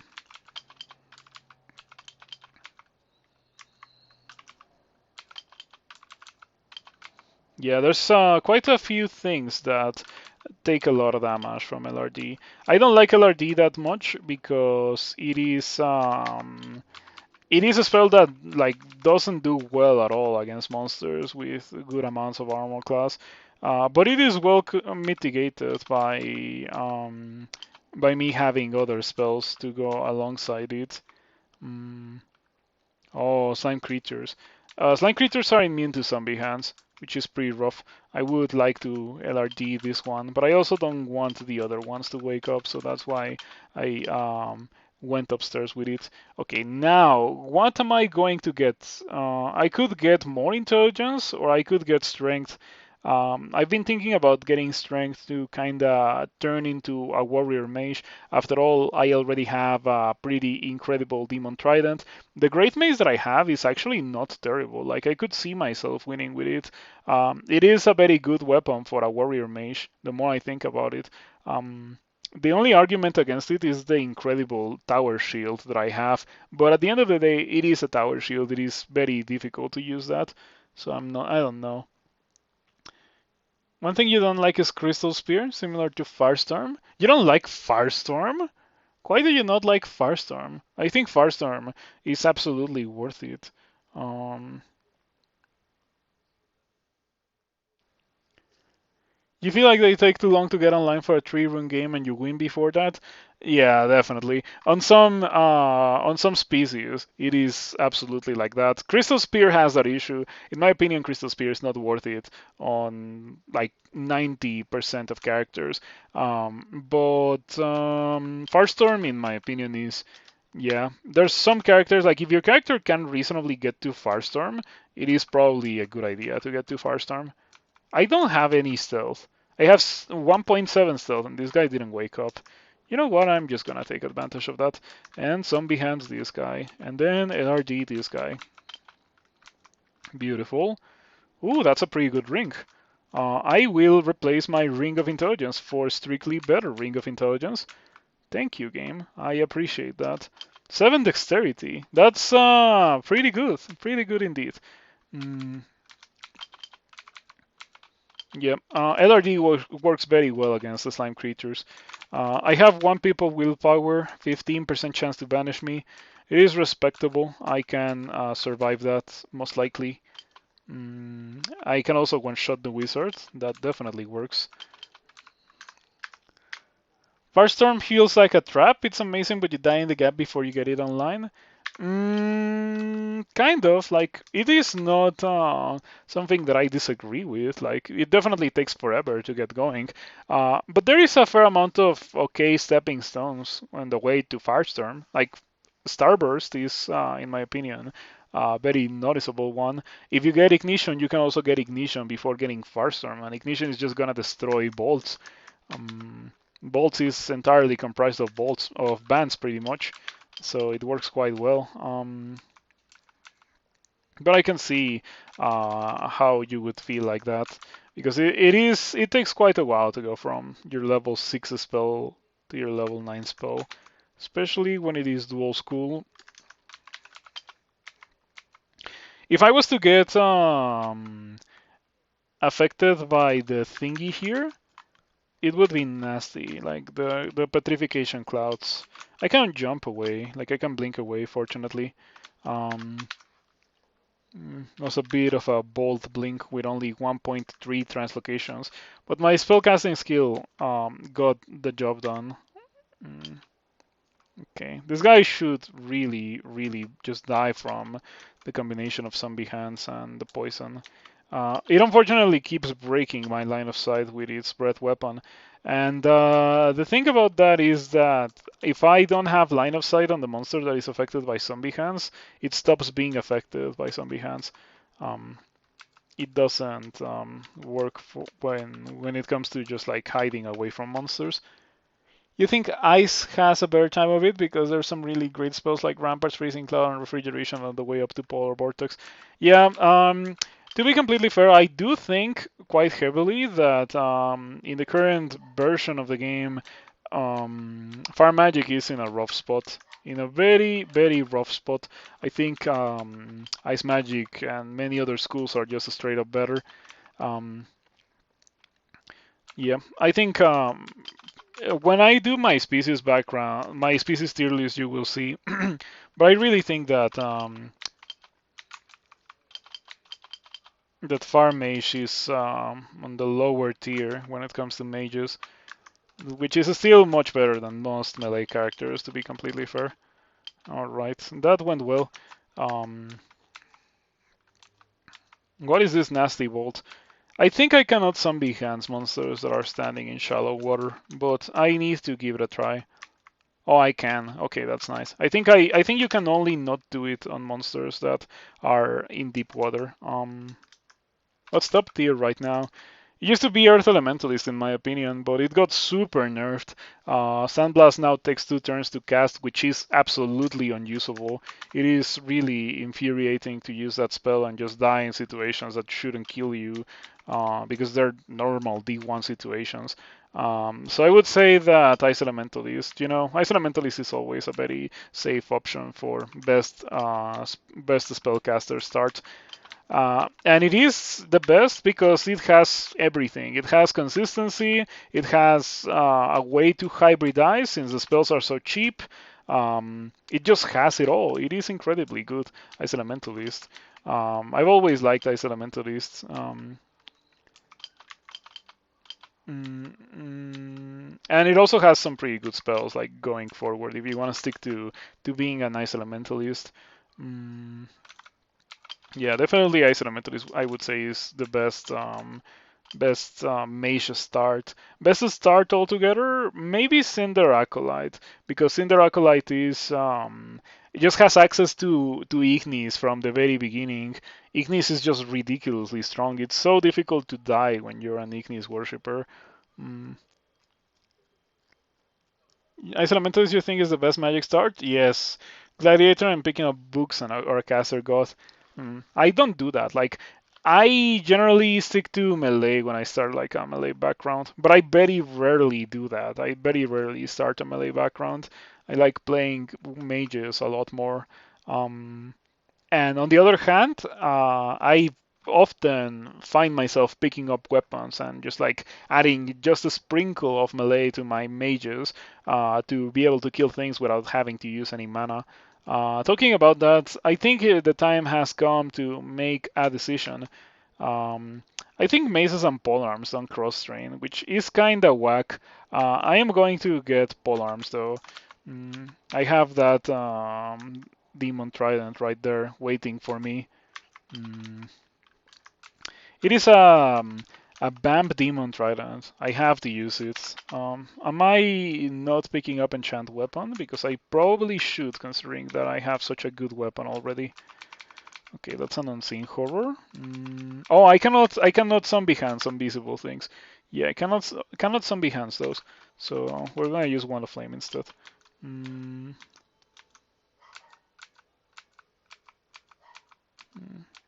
Monsters keep like just forgetting about me. It is crazy. I don't have any stealth. I don't know why monsters are doing that.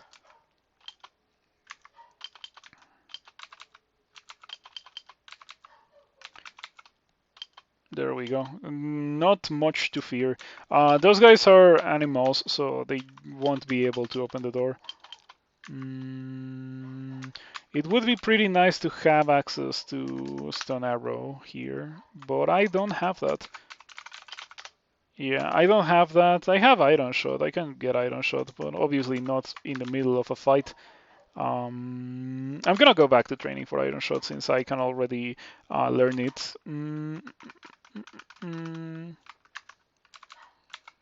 LRD. LRD is the correct thing to do. I'm glad that I got LRD. It's been proving quite useful. Okay. I think I'm done with this bolt. I saw a fire giant, and I am going to abstain from fighting that guy for a bit. I'll come back when I can actually kill it, which is not yet. Okay, LRD is perfect for dealing with those guys, gargoyles. I'm amazed at the fact that LRD did that well against a bolt guard. They're usually very difficult to kill with LRD because they have plate. But yeah, shoutouts to having a lot of intelligence, I suppose.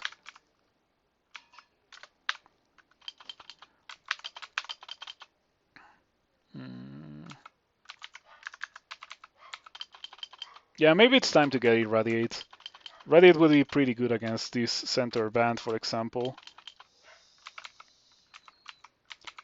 Oh, I'm not casting Death Channel. Must have miscast it at some point. Didn't realize.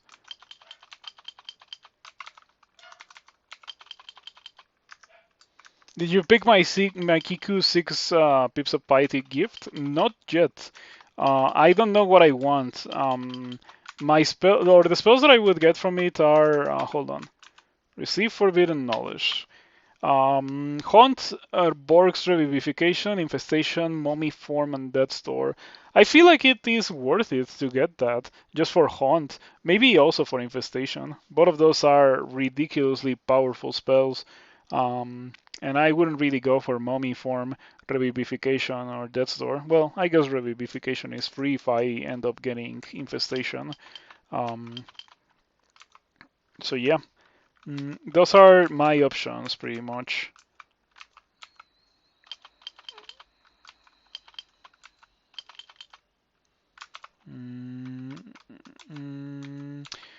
Would be good to have Ice Blast. It's a bit unlucky that I got Wand of Roots. Wand of Roots is like great if you don't have access to Zombie Hands.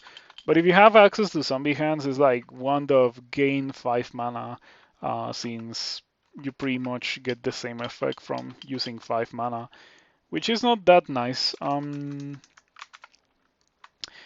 again, I suspect that Wand of Roots doesn't work on monsters that are invisible because this wizard is just moving like it's nothing. Would be quite nice if my dudes were able to just kill the wizard for me.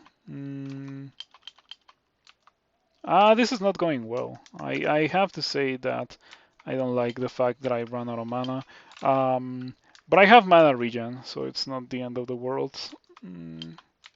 It's rolling again? Why does it roll so often?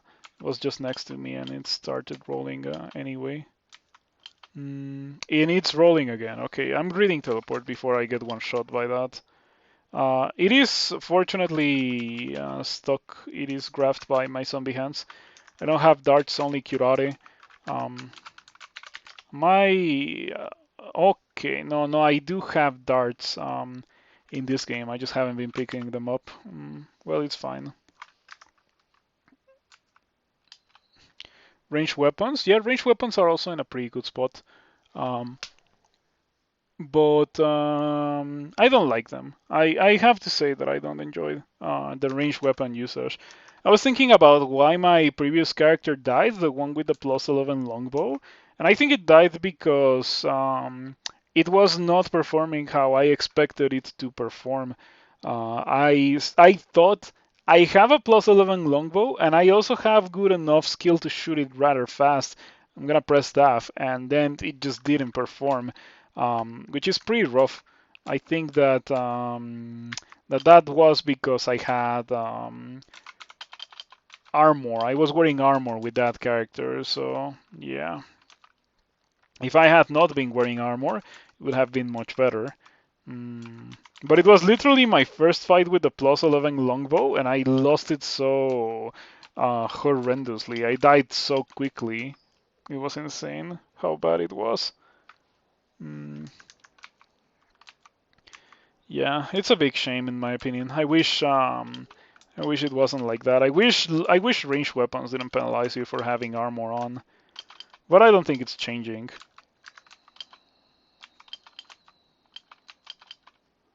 I hate that the wizard goes invisible. It is so annoying. I think I'm gonna switch to just see invisible so I can actually zombie hands these guys. Yeah, but I hate having to use see invisible for like one specific monster. And I also don't like item juggling, but I feel like I have to either item juggle to like optimize or stick to see invisible. Okay, shouts to zombie hands. Killed that skeletal warrior quite well. I wonder how much damage could like zombie hands actually deal to a real person. Like, do they grasp you hard enough to actually deal damage to your legs? Because if so, I could see anyone like be in a rough spot if they get attacked by zombie hands. But a skeletal warrior, like I find it weird because it's a skeletal warrior. Like there's no like skin to hurt if it's a skeleton, right? But it still died super easily to it. I guess I shouldn't overthinking. I shouldn't overthink it, and I also shouldn't complain about it, since it definitely worked out in my favor. Um, I should learn Iron Shot. Yeah, I am getting into so many situations where I constantly find myself wishing that I had Iron Shot. I'm gonna learn it after I kill this Catoblepas. Would be able to kill it so easily if I had Iron Shot. Um, there we go. Now that I have Iron Shot, I will be able to enact the classic combo of Iron Shot and Zombie Hands, which kills everything. If you manage to get them graphed by the zombie hands anyway. Beautiful. Maybe they just pulled its femur out and it collapsed. Maybe. I feel like if we get into that line of thought, we get closer and closer to Iban, that roguelike where you can like lose body parts and stuff. I've never played it myself, but I know about it because once again, people in the community when I was a newer player were into playing that game alongside others. Like that's how I know about Cataclysm as well. Uh, but yeah, the things that I've heard about that game sound extremely wacky. Roguelikes were a pretty wacky genre of games before Crawl came into the scene, I think. Mm.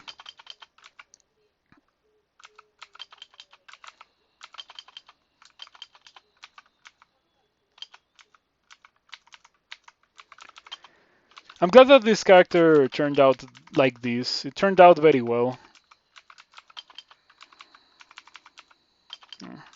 Didn't target it properly there, but it was not an issue. We still have a fair amount of mana. You can get spectral things out of slime creatures. Maybe I should have done that. Cataclysm is kind of like that too, just like hyper realistic, but not really. Yeah, doesn't sound like my kind of game. Mm, I think Cockmind came dangerously close to that, like to being that, but like at the end of the day, there were some serious flaws in Kochmind that prevented me from liking it like that. Um, like if you think about it, the whole thing when you constantly replace your parts is like in other games where you lost an arm but you like replace it with something else. It could be the same in Kochmind, except that you don't lose an arm, you lose I don't know a weapon or so, or like some threads or like legs or something. Mm. Some of them were pretty wacky, but you also did have the act band of shoots, which all sort of made similar genre, like the Tolkien likes. But yeah, I guess calling the Angband games Tolkien likes is not entirely unreasonable. Okay, pretty nice. I like Tin of Tremorstones. It's a pretty powerful thing to have. Ouch. Okay, I will deal with that. That's a D14 Storm Dragon, and I don't have resistance. I'll use a potion of resistance. I can kill it. I would definitely prefer not to fight it, but I can kill it.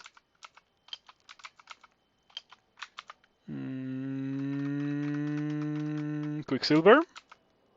Wow, it missed. Quicksilver again? There we go. I told you that I was able to kill it. Got a box of beasts out of doing that. Ha. Okay, what was the point of this like runed door?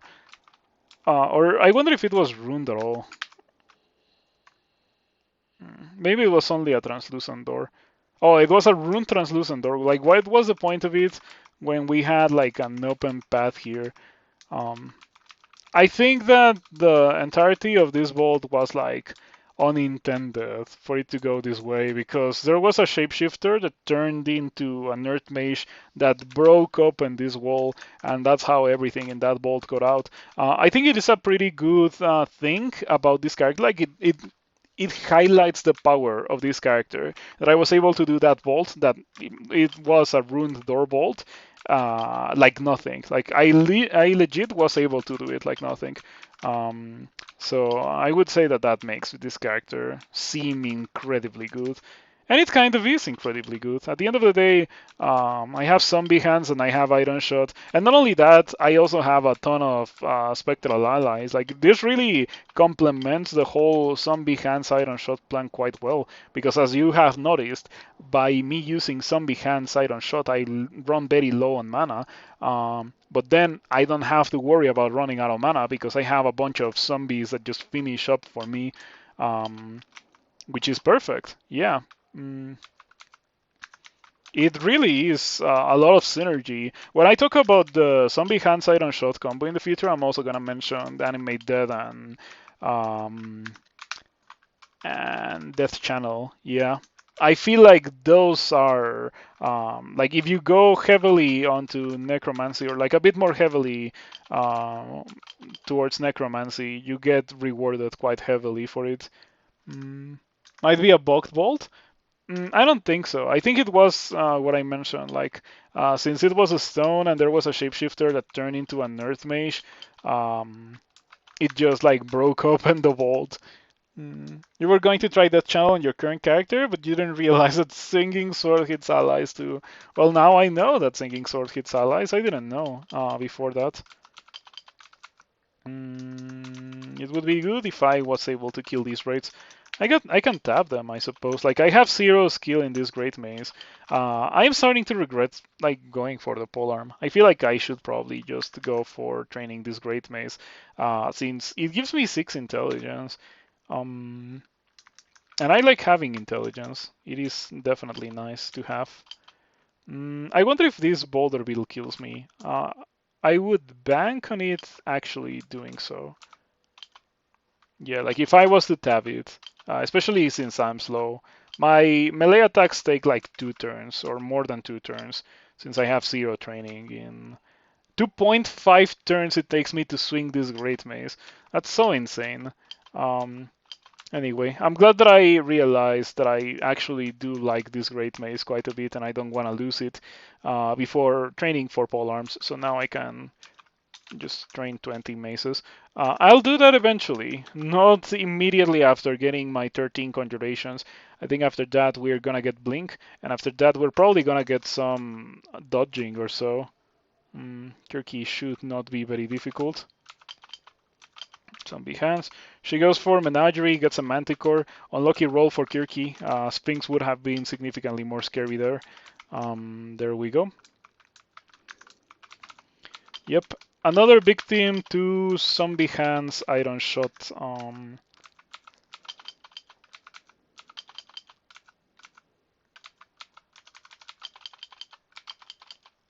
So hard to get a quick blade.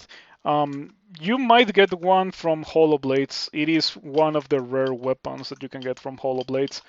You can also get one from a deep elf. You can get one from depths, from the Sprig and Defender bands. But yeah, you're right. Like they're indeed difficult to get. Attraction would be nice to have here. Yeah, get over here.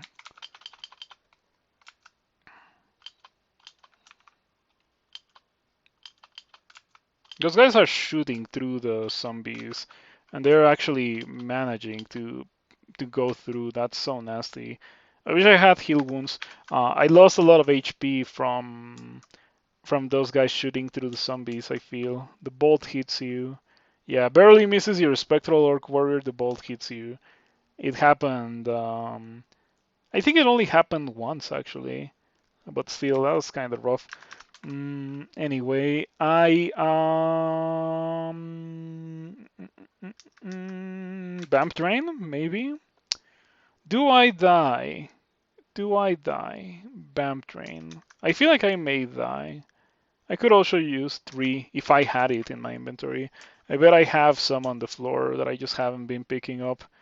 Oh no, I don't have 3. Amazing. All right. Blink? Blink is like the safest way to survive these. Do I need to blink? I think I do. I think I do need to blink. I only have to. It's so painful. I would fear, but these guys are constrictors, so they would immediately unfear themselves and die or kill me. Vamp Drain it is. Okay, that got rid of the Yoctor Captain. And there we go. Oh, just in time for my death channel to wear off. Alright, I'm just gonna rest here until I can rest to full HP. Yep. The human being attracted to me constantly interrupted my resting. It was somewhat aggravating. I wish that didn't affect neutral monsters like that. It should only affect enemies.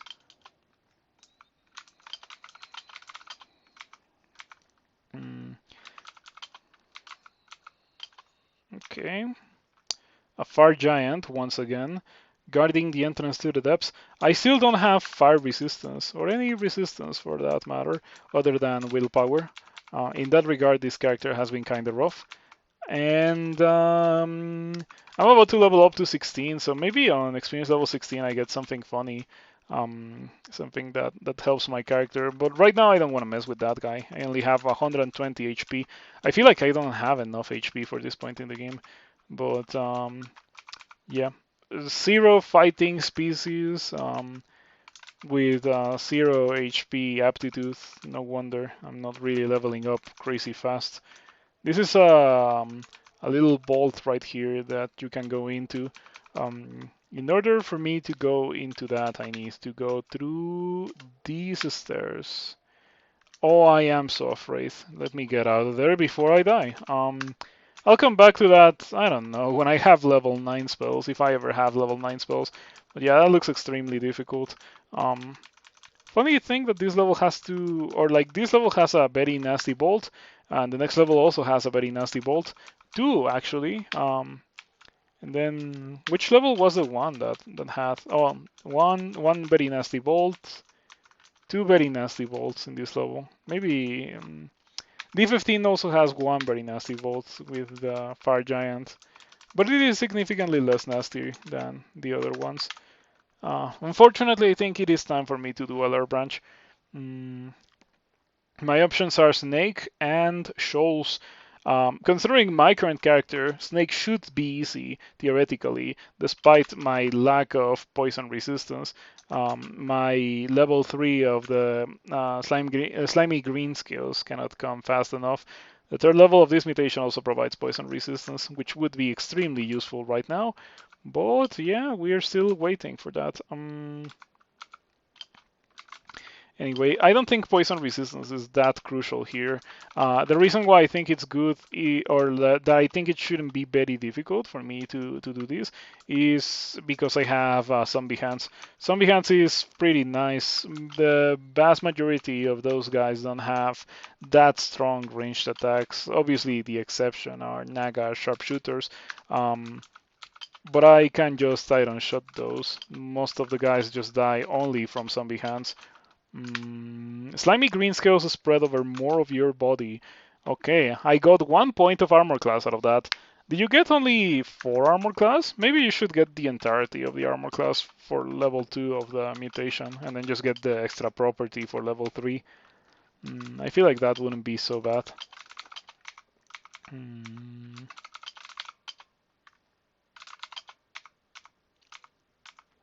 Okay, so far so good. Wow, what's up with this snake level? Where are all the snakes? This snake level had no snakes at all. Had like 5 enemies. That's so strange. Okay, I don't want to go. I don't want to fight there. I feel like many situations, I just have to be aware of the possibility of a guardian serpent just being around the corner. Like if such a thing was to happen, it would ruin my day. It would absolutely destroy my character. To just be surrounded by a guardian serpent there. Actually, I feel like that's a bit of an exaggeration. Thinking about it, because I have blink, so I could just blink away from that. But yeah, normally it is pretty rough to get surrounded by a guardian serpent at any point in the game.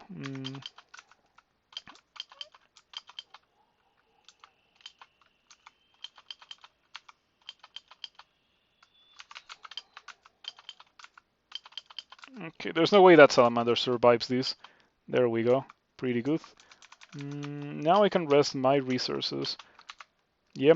My no defenses dude is still going quite well. I definitely look forward to, finding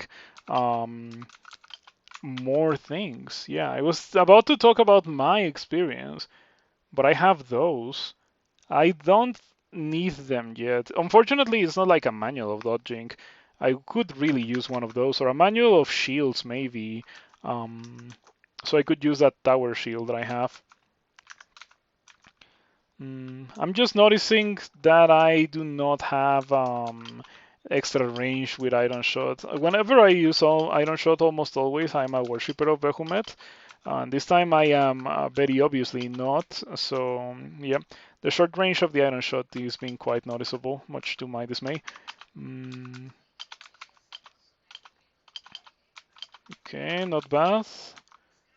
I don't need that Amulet of Reflection. I have Mana Regen, and Mana Regen has been of great help to my character, so we shall continue using it. That's it for Snake 2. Alright. Donald the Adventurer with a Kite Shield of Reflection. He only gets a Kite Shield of Reflection whenever I don't want him to have a Kite Shield of Reflection. I'm always so illusioned when I encounter Donald with my shield using characters, thinking that I'm gonna get a fancy new shield to go through the game. And what do I get? A +0 kite shield. It happens so frequently. But whenever you have Iron Shot, that's when Donald will be sure to bring out the reflection. So that's why I excluded Donald. I don't want to fight that. Anyway, as I said, translocations is what we're going to be training for now. I don't want to miscast a crucial blink and then die as a direct result of doing that. And after that, I think we're training evasion. Since after all, I did get 7 dexterity of that ring. That's probably going to be quite useful.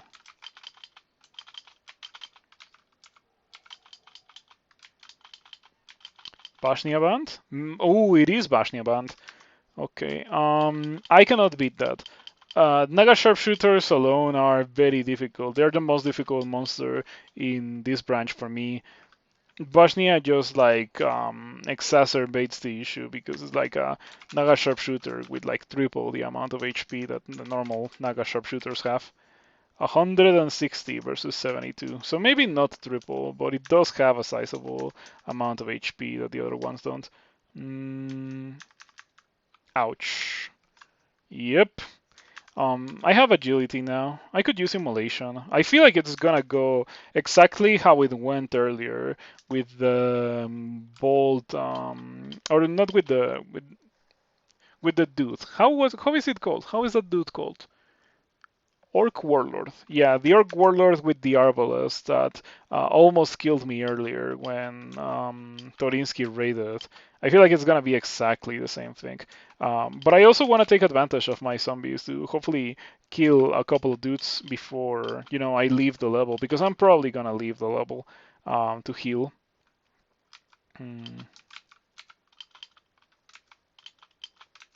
I just don't want to see Bashnia on the screen. Bosnia has a portal projectile, I think. Portal projectile, blink allies away, blink other, blink away. Very, very annoying. Um, so yeah, portal projectile here would hurt quite a bit. I'm going to position myself in such a way that if I get hit by a portal projectile, I can just immediately disengage, because I don't think I die from a single one at 17.9 HP. Also, I know that she won't shoot me with two of them. She doesn't have haste or anything, fortunately enough, so I can just sit here and wait for all of my dudes to grind themselves out on Bashnia. As you can see, Bashnia is almost dead and very greatly hurt. So now Bashnia knows where I am. I'm just gonna go around the corner, wait for Bashnia to appear on the screen, and then Iron Shot Bashnia. And that surprisingly doesn't get me the kill, but the zombie hands do. There's definitely quite a bit of value in using zombie hands. Bashnia the Spectral Naga, not bad. Unfortunately, didn't get a zombie. Maybe should have cast it. Alright, I got rid of Bashnia band using my zombies. Pretty good indeed. I feel like this character has been going significantly more slowly than my average characters, but I also feel like it's incredibly powerful.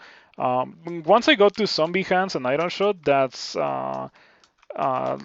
when I think the game was decided for me. Like now, there's still the possibility that I die. Of course, there's always a possibility, but I feel like I have the power required to be able to win the game now. Between all of the things that I have access to. I could buy that troll letter, or probably I could pick up a troll letter of the floor. Oh, wow, it's actually the first one that I've seen in the game. But yeah, I was going to say that my letter armor has willpower, and so I don't particularly feel like I should do that. You have a kite shield, so it's gonna be annoying to fight you. I should stay away from fighting the monsters that have shields, even if they don't have reflection.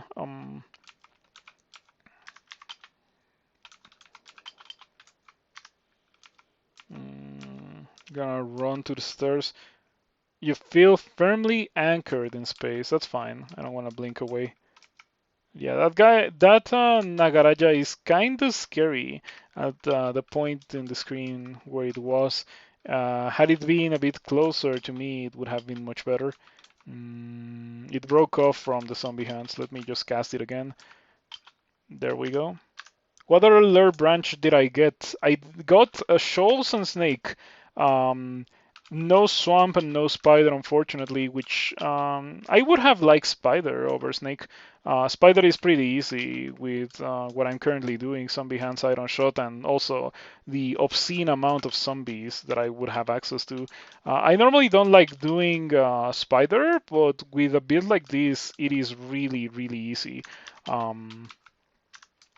Snake is also fine, since zombie hands is so good against so many of these guys.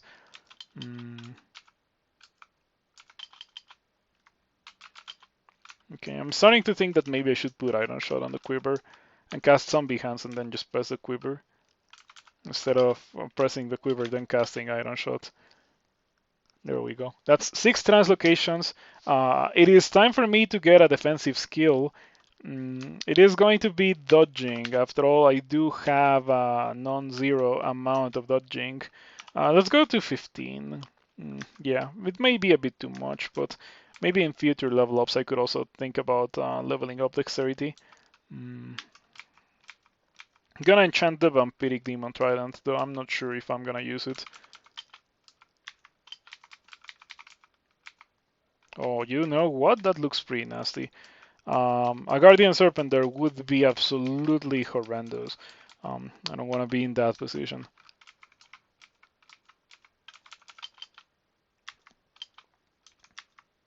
Okay, pretty nice. Please no fire stuff. Please no fire stuff. Thank you. I don't have fire resistance equipped. I didn't want to put on the ring. So yeah, that guy doing some fire stuff would have been pretty bad for me. Oh, the combination of zombie hands and iron shot is so pleasant. I enjoy it quite a bit. But I should still try to get some on that, because like the point of this character is to do Kiku on that stuff, not just zombie hands iron shot everything. The point of Kiku on that stuff is to be the mana value thing that I do when I inevitably run out of mana because I so heavily use zombie hands iron shot on things.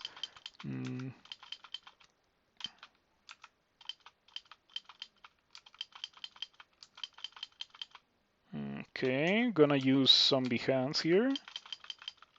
Oh, nice, got a lot of mana back from getting hit by a bolt of magma, 25 damage. I should try to not be in range of that.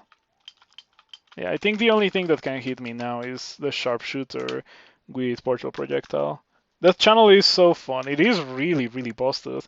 I don't know if I would consider it to be fun. I would prefer just to have Firestorm, for example. But that channel is not terrible by any means. Okay, I'm gonna sit here and wait for those dudes to do their thing. They're kinda not doing their thing. They're actually kinda losing. I might want to run for my life now. Are they hasted? Oh no, I know what happened. I know what happened. There's like a Guardian Serpent over here that encircled one of the zombies with all of those Naga warriors. That's terrifying. Because I could have that done to me, and then if that happens to me, I straight up die. Are you hasted? You're not hasted. I can just continue to run away from you. The Salamander Tyrant is probably the most scary thing on the screen right now, since it is fast. Or it is not fast, but it is not slow like any of the other Nagas. This Black Mamba is being super annoying. I needed to go around the corner, but it decided to corner itself and get rid of the fear like that. I kind of want to blink. I am going to blink. Oh, that's so nasty. Yeah, I'm gonna blink and I'm also gonna leave the level because I have very low HP. Better safe than death.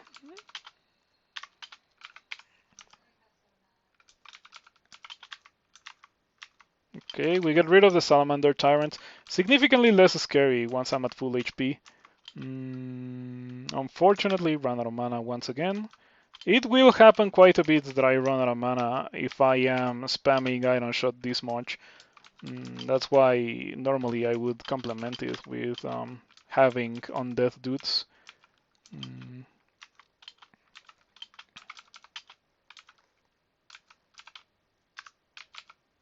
It's already affected by zombie hands? Oh, it's constricted by something else. Okay, that's interesting. If something is already constricted, it won't get constricted by two sources at the same time. I guess it's rather difficult for such a thing to happen. Yep. Got shot twice, lost half of my HP. Time to go back up again. I wish enemies didn't do that to me, but it is kind of in my own hands to make it so that enemies don't do that to me by, building defenses and that kind of thing. The no defenses build is definitely viable, but not with what I'm currently doing. I need some more explosive damage output compared to what I currently have. I need something on the League of Firestorm instead of just zombie hands iron shot. You have no shield. You have a kite shield of poison resistance. Zombie hands. Yeah, I think that's the way to go. It also has a trident. Oh, fortunately it doesn't hit me. I don't think it would have hit me for 50, but you never know. Anyway, this kite shield of poison resistance is quite eluding. But if I use that, I cannot use the Great Maze that I currently have. But it does give me poison resistance that I would eventually get anyway from my scales, my demon spawn scales. So I probably shouldn't worry too much about it. Another issue with Zombie Hands Iron Shot is the fact that Iron Shot's range is so low. So I have to walk towards monsters quite a bit in order to get them within range of Iron Shot.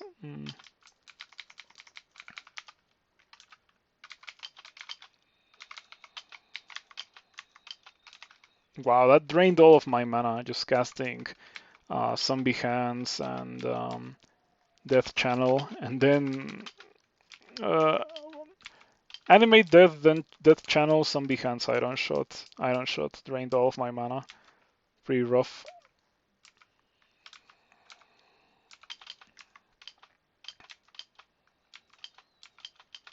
Oh yeah, that's the Guardian Serpent that I was thinking about earlier. I don't know if it needs to target me. Like, is it smite targeted? Caster's Sight. It is a smite targeted.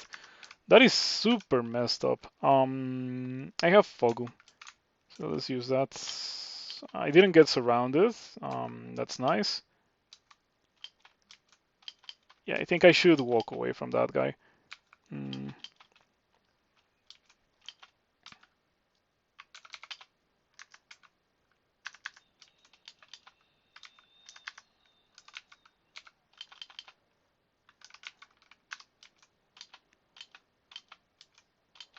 Yeah, very important to not have that on the screen, because if I have it on the screen, then terrible things will happen. Terrible things are about to happen. If terrible things do happen, I am going to blink away. Yeah, pretty rough blink. But this is nice, I suppose. At least I got rid of the Guardian Serpent. I just wish I had a bit of extra HP, because I'm pretty sure these guys could deal some serious damage to me very quickly. Alright, that's not terrible. As long as there's no more guys coming out of the vault, I think we're okay. Gonna re-demolition here. Perfect.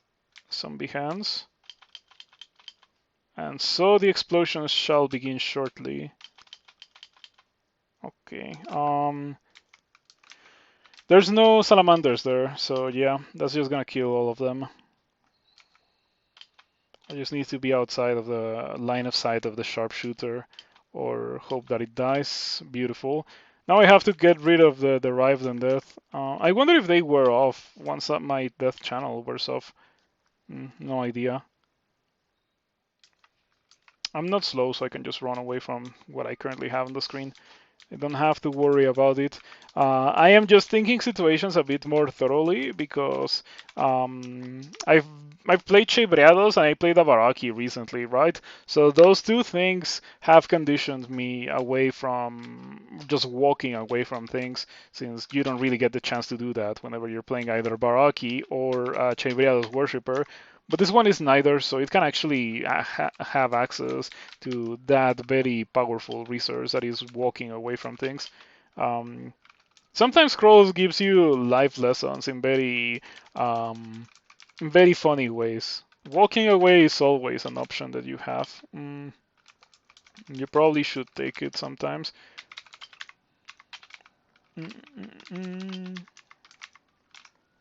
Anyway, I think we're almost done here. I don't like this ending because it has so many snakes, but I think we're done. or mostly done. I would be very surprised if there were more snakes. And I would be saddened if there was even one more Guardian Serpent. So please let that not be the case, because I don't want to see any more Guardian Serpents. One of the most unpleasant things in the game is just revealing an empty tile into being surrounded by Nagas. Yeah, that absolutely sucks. I wish Guardian Serpents should not have full screen range, and should also not be able to blink things that are outside of your line of sight into being surrounded by you. But that's not how it is. But fortunately, we're done. That was rather annoying, as this ending pretty much always is, but we were able to get it done at the cost of one scroll of blinking. It is one less scroll of blinking that I'll have later on, and I was able to do it with no resistances. So that is not terrible at all. Bolts, but bolts will kill me if I go to bolts. Shells will most likely also kill me, but let's see. I think it is less likely to kill me than bolts will, or than bolts is. For bolts, I really need cold resistance, and unlike fire resistance, I have not gotten any sources of that. I wish I had more mana. More mana would be quite a nice thing to have for my character. I'm using so much mana per fight. Between zombie hands, iron shot, and the undead stuff, I'm using so much mana.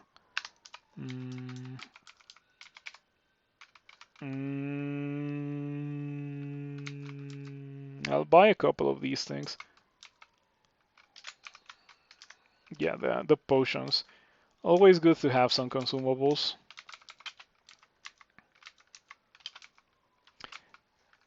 Zombie hands has been such an important part of this character's kit.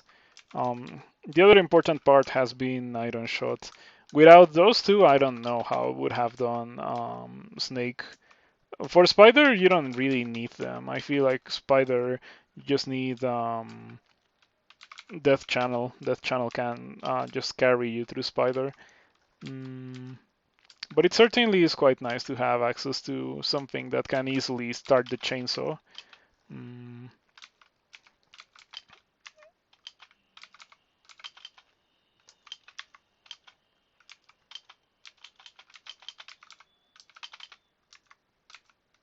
Okay. I see another shop. Hopefully it will be good.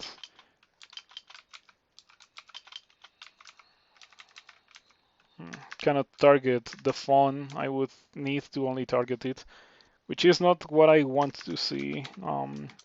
Instead of that, I'm gonna target these ones up here, just for a bit of extra value.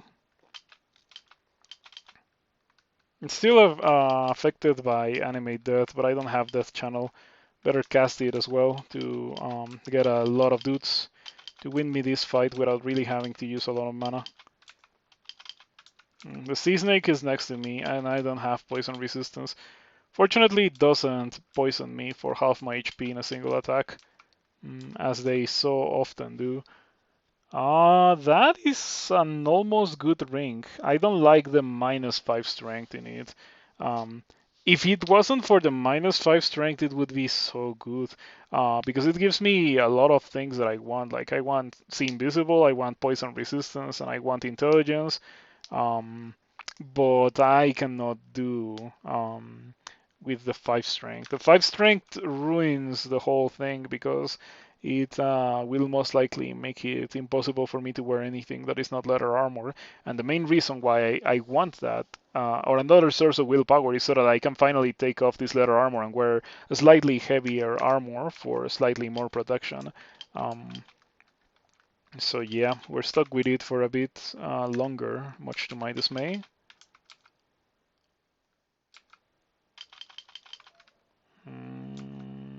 I was gonna cast Animate Dead again, but I have a fair amount of zombies.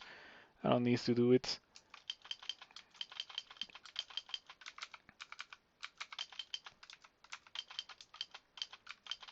Yeah, I have to say that this is powerful, but it definitely, absolutely is not my playstyle.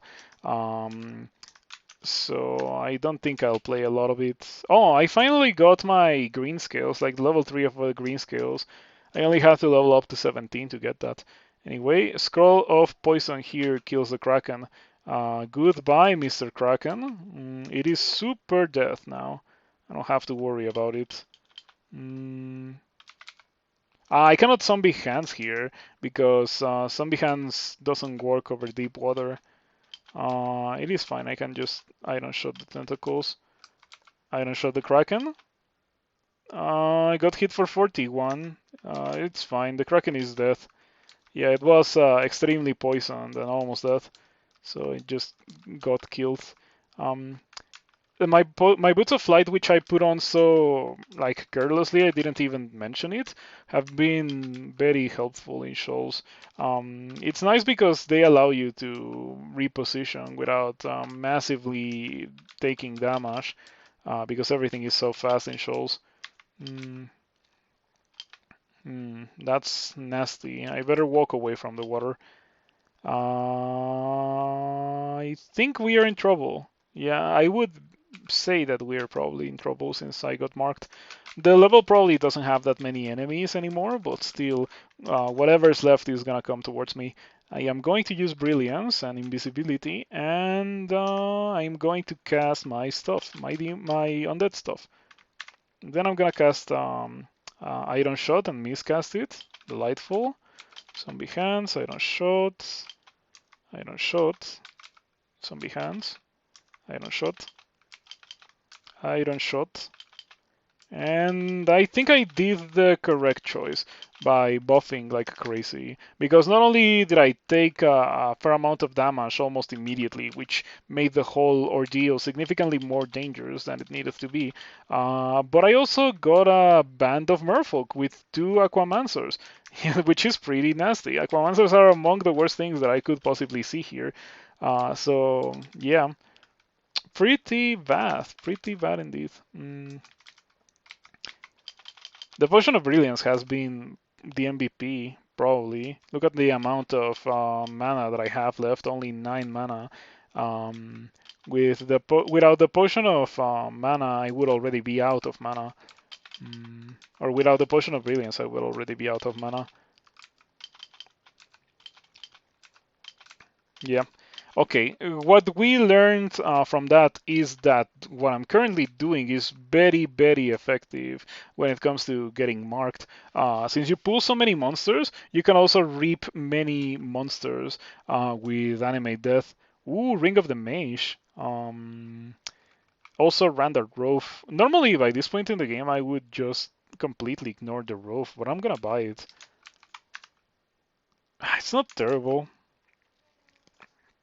It's also not good enough for me to use it. Unfortunately, I shall leave it on the floor. The point of having extra strength is to be able to wear heavier armor. It doesn't make any sense that it comes from a rope. Buying the keyring. It's kind of expensive, but what else am I going to use my money on? So whatever. I don't think I'm buying the Ring of the Mage. It is way too expensive, and I don't know if I need it with this character. Shoals 2, we go. So far, yeah, it's been kind of rough. Whenever I take damage, I take some real damage with this character. Just realized if Singing Sword hits allies, you need a pack of weapon to use with Bribe Branch. Yeah, it sounds like Singing Sword is causing you a bit more trouble than it's worth. I would recommend maybe any random scimitar or double sword that you have happened to find off the floor. Scimitar is much more likely since many monsters have access to scimitars. If you're worried about Bribe Branch, it means that you're rather late into the game already.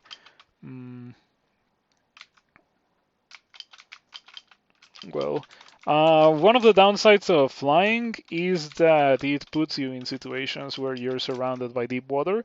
And in this particular location, for example, being surrounded by deep water is most definitely not a desirable thing, since it robs me of my greatest power, my greatest asset, which is zombie hands. I don't have access to zombie hands when I'm standing on deep water.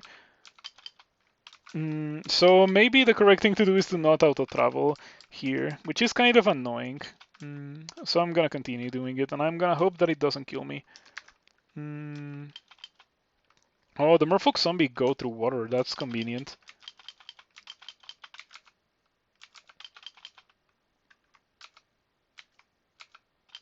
I miscast Iron Shot there.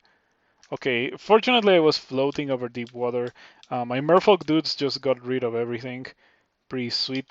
Merfolk zombies are pretty strong to have. Hmm. How are my mutations looking? Our mutations. We still don't have many things. I have the tail.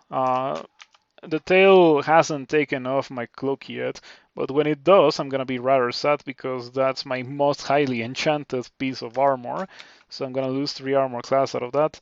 I still only have second level of Powered by Pain, but I finally got my third level of the slimy green scales, which gives me poison resistance. Uh, just in time to see me end a snake. I didn't get it in time to do snake, but it is nice to have poison resistance for the purpose of dealing with these sea snakes.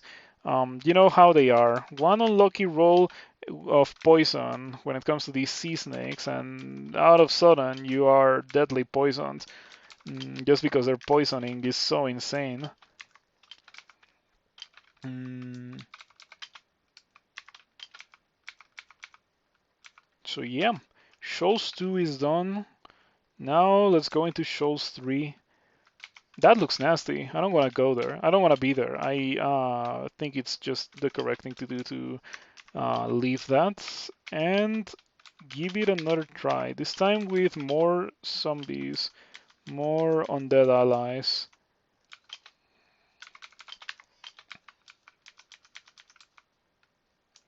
There we go. That's what I wanted to see. Give me some impalers. I wish I had a scroll of poison or condenser vein. It would be nice to have some of those things. Gonna use my box of beasts. We got a juvenile with 11 evocations. I feel kind of scammed that we only got a juvenile one. But it is fine. It is not crucial to get a high level one anyway. Some Behance, and we got some merfolk going on. Yep, some merfolks that are absolutely ripping everything apart because that's what high level merfolk often do. By the way, are shows level are like lair branches only 3 levels deep? No way.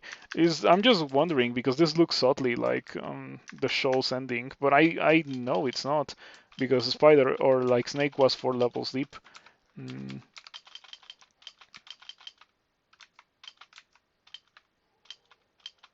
okay, the javelineer is just like happily throwing javelin after javelin at me. It's only a matter of time for one of those to hit me and half my HP.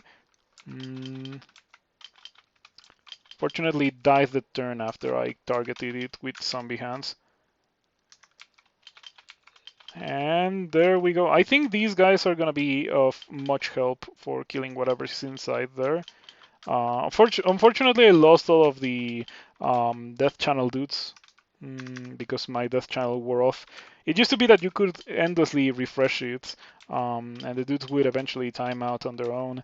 But now that's not a thing that can happen. Mm, You were using Sword of Power, but it's a two-hander. I like Sword of Power. In general, I like the two-handed swords. It used to be that two-handers were rather boring, with just like them being stat sticks. But fortunately, that has changed in recent times, and now two-handed swords or two-handed items in general, two-handed weapons are significantly more appealing than they used to be. Mm, Ouch. Yep, please don't kill me, Mr. Javelineer. I'm trying to just play the game. But unfortunately, that guy's like a very hard counter to what I'm doing. It just destroys my dudes with its javelins, and it also just like completely ignores them. Hits everyone, including me, with its javelins. Is what I'm trying to say. Mm, I wonder if I can zombie hands the tentacles. You can. Oh, you can't? I don't know. Does it just like submerge the tentacles and that's how I think that's what's going on. Like I think if I try to zombie hands these tentacles, they immediately lose the constriction. Mm. Maybe I should stop trying to constrict the tentacles and other things and instead focus on running for my life. Though I do have to say that having a Spectral Kraken would be nice. The Kraken is pretty hurt. Maybe we can finish it. We were unable to. Came pretty close to doing so. Ran out of zombies. That's okay. I wish the Kraken hadn't done that. When Krakens use a Scroll of Fogu, it works for them every time, but for the player, it doesn't really. I have Summoning, I have Fear. I'm gonna use Fear to fear the Javelineer because I don't have a way to kill it. The Manticore resists? How much willpower does this thing have? None. That's crazy. Okay. I wish I had Ice Blast. Ice Blast would be the correct thing to use right now. I'll use Quicksilver because I need to get rid of that. I got a Spectral Manticore out of that. Not bad. But I still wanna, leave because I don't have that much mana. I can get rid of this Javelineer with the mana that I have. Yeah, there we go. But now I should leave the level, rest my mana, and go back so I can amass more zombies. Another situation where it would have been nice to have zombie hands. Or not zombie hands, but that thing that I mentioned earlier. Irradiate, yeah. Killing these guys without Irradiate is proving to be quite painful. Since they move so much, they also like break constriction super easily, it seems.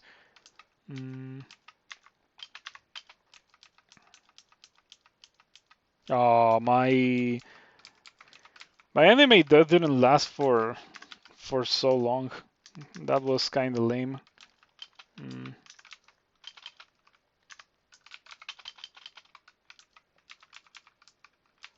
Okay, yeah, this is pretty powerful. Pretty powerful build indeed. That's the Kraken that managed to survive earlier. Let's have a round 2 against the Kraken, I suppose. Now I have Harpies. I hope that the Harpies don't just explode immediately. They're about to die. If I had Immolation, I do have Immolation. Maybe it would have been good to just send them on a suicide mission, the Harpies. I also have a Snapping Turtle zombie that I think is rather valuable. But otherwise, I think it would be nice to get like a Kraken zombie. Kraken is heavily wounded. It decides to walk away into the Harpy zombie. Snapping Turtle zombie is pretty hurt as well. I'm gonna wait one turn, and then I'm gonna cast Animate Death. So I lose the Undeath, and then Tin of Tremor Stones. You kill the Kraken, and I got Kraken zombie and Spectral Kraken. Yeah, that's pretty sweet, you know? Kraken Zombie and Spectral Kraken are probably like one of the greatest things that I could have gotten from that. I think it's only a matter of like literally hugging the Kraken. Oh wow, the Battle of the Krakens, I guess. My Kraken Zombie is kinda hurt, but we can probably do this. Do they make spectral tentacles on zombie ones? They do. They do make tentacles. Not necessarily spectral tentacles and zombie tentacles, but they do make tentacles. And there we go. Okay, yeah. Making a Kraken zombie kind of like just wins you the level. Unfortunately, you cannot carry it with you to other places. It died. Your Kraken zombie is destroyed, but I got a lot of value out of it, including killing another Kraken.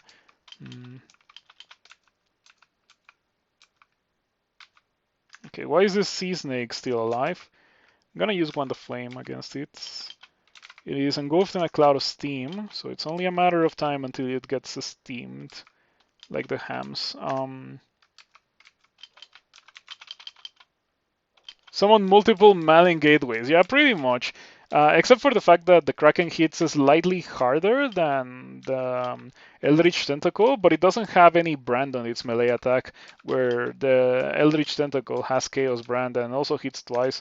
Overall, I would say that the Eldritch Tentacle is the winner. But the Kraken definitely comes close. If there was a spell that was like summon Kraken, it would be incredible. Okay, now here's where I bamp drain until some of these things die. Um, and then, as I mentioned, it's like starting a chainsaw and they just like rip apart through everything. Harpy Undead are pretty sweet to have. Alright, we're done with Shoals 3. Let's go into the final level of Shoals.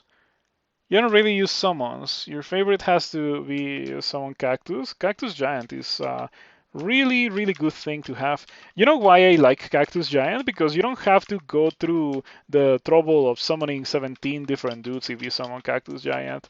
You just summon the Cactus Giant and hide behind it. And then if it dies, you summon another one. That's all that you have to do. And I appreciate that quite a bit. I thought that I was casting Death Channel. Must have miscast it. That's unfortunately as seen like happening quite a bit. And I am kinda dying. I'm also mesmerized and fearful, so I cannot move. Wow, that's pretty bad.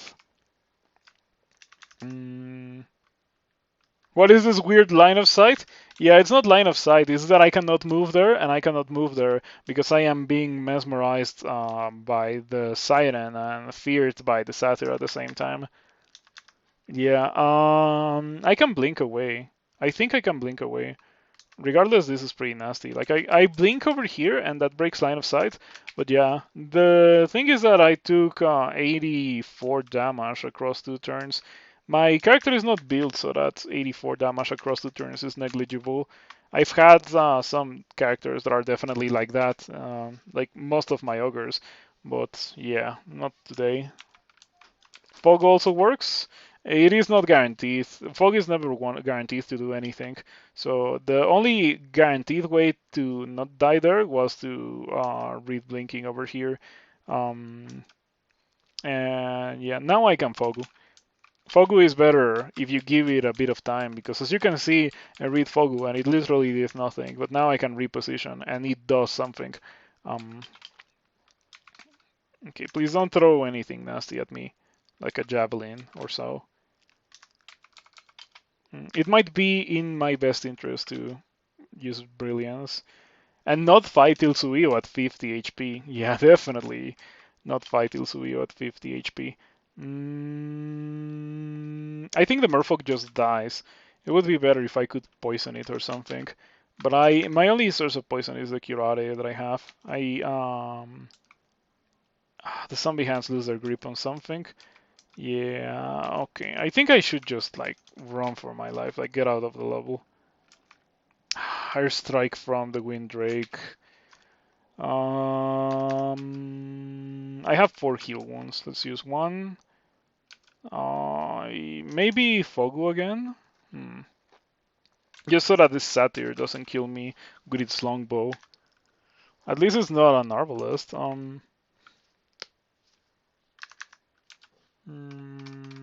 I'll use Fogu. Did you see that now Scroll of Fogu alternates with Scroll of Butterflies? Yeah, Scroll of Butterflies does exactly what it says on the label. It's a cast of the good old Summon Butterflies spell. The butterflies also have significantly less evasion now, so that they serve the purpose of blocking ranged attacks, just as a Scroll of Fogu can sometimes do. I wish that some of these changes also came alongside like a lowered rarity for some of these consumables, because I think that Scroll of Butterflies should be significantly more common than Scroll of Fogu, since it's rather weaker. Like, if you think about it, Scroll of Fogu serves the purpose of Scroll of Butterflies, but it does so much better because the Scroll of Butterflies still gives you the possibility of getting hit if a shot from a ranged attacker misses all of your butterflies in the front, where like monsters straight up do not attack you if they cannot see you. Um, I might be okay in this position.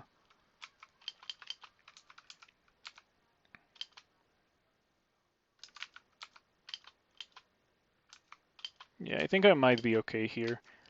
Hopefully that satyr that was being extremely annoying walks over here. More importantly, butterflies won't deal with my targeting attackers. Yeah, it's pretty much the same that I said. Like monsters that have ranged attacks won't attack you if they cannot see you, and they have a chance of attacking you if they can see you. So Scroll of Butterflies doesn't work for that, and Scroll of Fog does work. On the other hand, Scroll of Butterflies is good for like creating a bunch of bodies that stand in the way and like let you run for your life. Also, like this is completely awful. I don't want to be here anymore. I am going to read another teleport and hope that I do not die before it triggers. Yeah, like I can see a situation where like the Satyr Soul just hit me in the same turn and I explode. This is so nasty. Once again, I am feared and mesmerized. Delightful. Well, let's drink a heal once while I wait for my teleport to trigger. Let's drink another one. Don't you love drinking potions that heal you and ending with less mana? Um, Alright. I'm still pretty much in the same spot, but at least I'm outside of the line of sight of literally everything. I think I can retreat. Jeez, maybe not. Don't notice me. Don't notice me. Okay, there we go. Once again, my zero stealth, hat of stealth saves the day. If that guy had noticed me, we would have been in some serious trouble. That was my brilliance. At least I'm at full mana, so it's not the end of the world. Still have animate death, so I got a fawn zombie out of that. I think the rune is gonna be inside there, but I don't want to fight mana. Mana is kinda very difficult. I'm struggling to kill so many things, but mana is a thing that even if I had a strong character, I would probably struggle with. I just realized that my highest level on any skill is 13. Man, this character is kind of weak. You know what fixes this character? Getting Haunt, which I do have access to. Irradiate is not what I want with this character. In fact, I want the opposite of Irradiate. I want a spell that hits things very hard from far away, so that I have like the least amount of involvement. And Haunt is precisely that. It's just point at monster and then monster explodes. Combined with zombie hands is gonna be quite nice. So I should probably start thinking about, training for that. My evasion training is not really doing that much. I only have 21 evasion.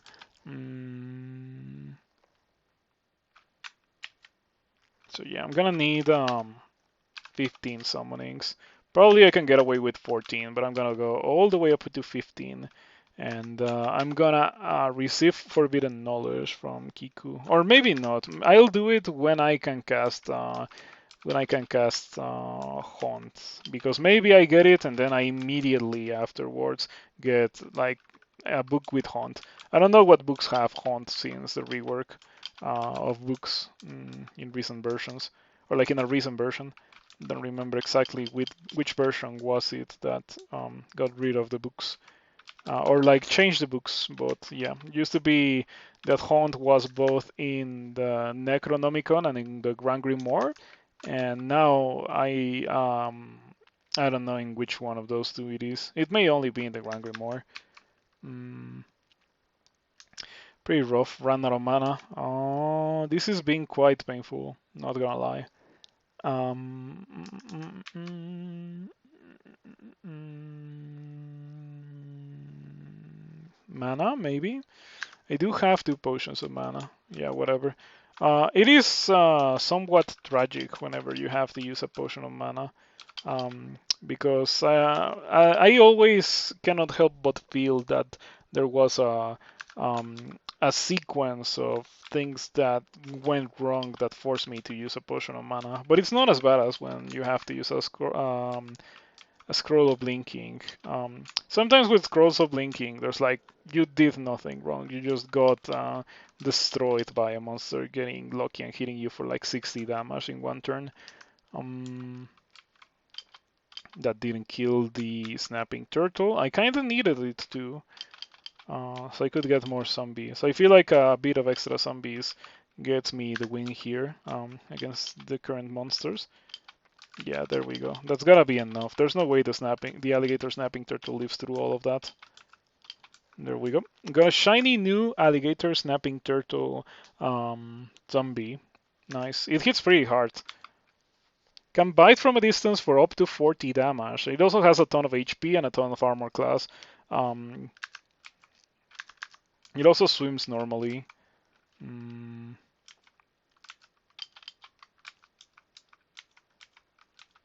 I see a harpy. Okay.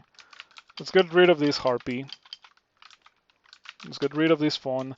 I wonder where Ilsuiu is, because I do remember that Ilsuiu was in this level. But I haven't seen her in a while. I should probably consider myself grateful for that. Like, or I should, yeah, just lucky, be grateful that I haven't seen Ilsuiu.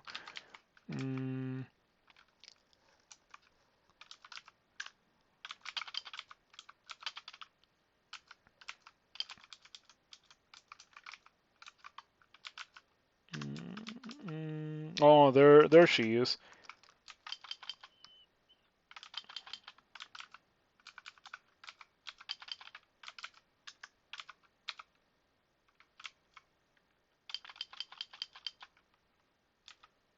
I'm glad that I have flight, by the way. Without flight, this would be very, very nasty. She's barely outside of my range because I am not a worshipper of Behemoth.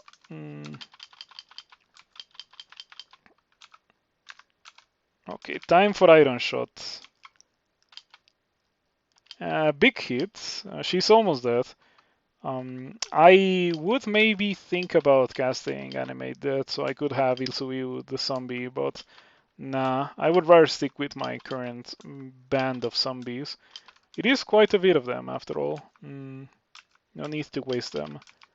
I feel like the power of what I'm currently doing wanes quite a bit if you don't have zombies, which is why Kiku has unearthed wretches, which is an ability that I still have not used even once with this character, but I probably should do that a lot more. It is like an instant way to get like a significant power spike.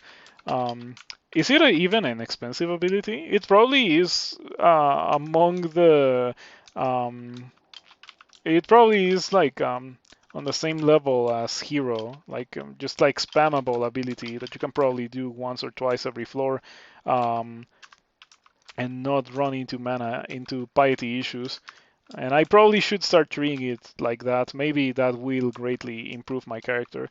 I also probably should not fight mana with so low HP. I decide to walk away, break all of my dudes, but it is fine because I can hero or like not hero finesse, D-Chan, and animate death, and then unearth wretches. Sea snake, a snapping turtle, a merfolk, a Mancer, and a manticore come into view. And these are hostile, but they have like 1 HP and they're about to die. They don't attack you and they're permanently paralyzed. Okay, this is my illusion. Analyzing if it looks so scary.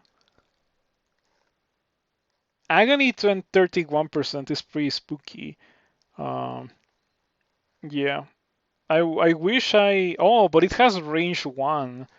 It's not like Monster Agony, it is Player Agony. Okay, so at least that's okay. Yeah, I assume it would be a bit too messed up if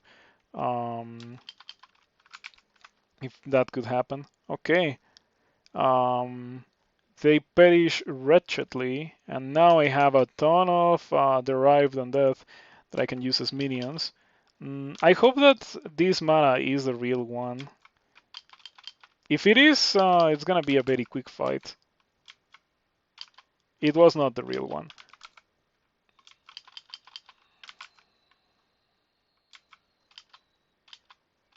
Maybe that one is the real one, considering that it didn't die from what I did to the previous one.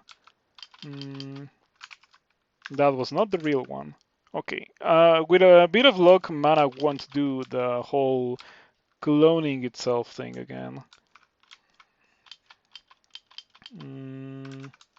Immediately breaks off the constriction. Fortunately, I have 5 more mana to do it again.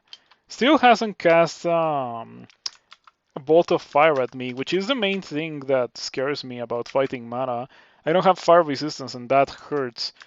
My illusion is not really doing that much, so we can kind of mostly ignore it.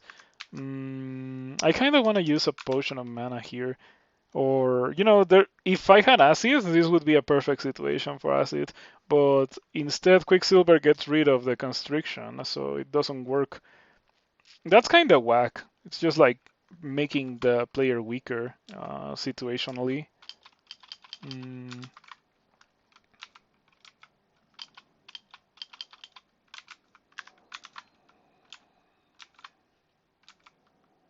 That would hit my dudes. I'm going to not do it. I think my dudes are gonna get rid of mana, so I should be okay. Yeah, I should be okay. Just wait for these dudes to get rid of mana. Wand of Roots. It's like zombie hands, but not really. And we get rid of mana. Alrighty. Alrighty, I got a spectral mana, right? Mana the spectral Rakshasa. So mana is considered to be a Rakshasa, huh? I don't know about that.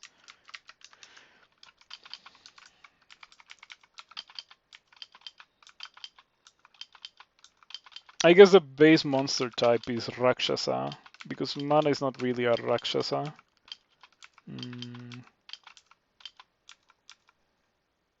Or is it? I guess you could say that mana is a Rakshasa if you think about it, since after all, mana does get the whole mechanic of cloning itself, which is a very signature ability that the Rakshasa have.